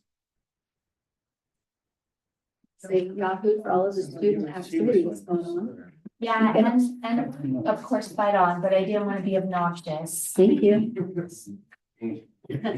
I am obnoxious, but it's, you know.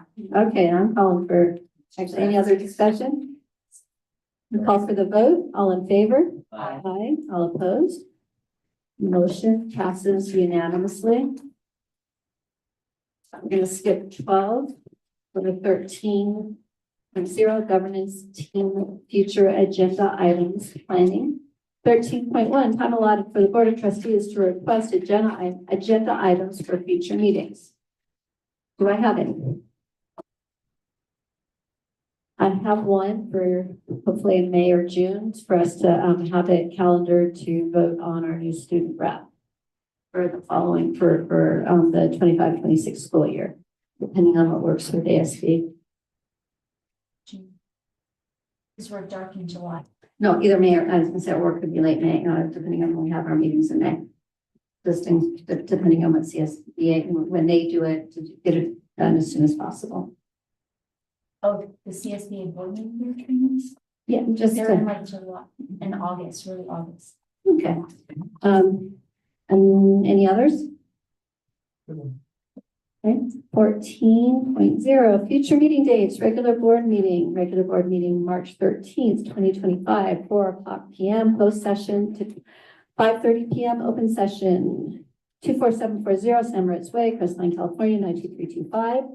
And then regular board workshop meeting, March 27th, 2025, 4:00 p.m., 24740 Samaritz Way, Crestline, California, 92325, excuse me. You do not need to recess to closed session. So 16.0 adjournment. I'm seconding that. So Bill, Cindy. Jordan's not voting for it. He's It's okay. voting off the island. We have a quorum, so it doesn't matter. All in favor of adjourning this meeting at 8:22 p.m. Aye. Bye. Aye.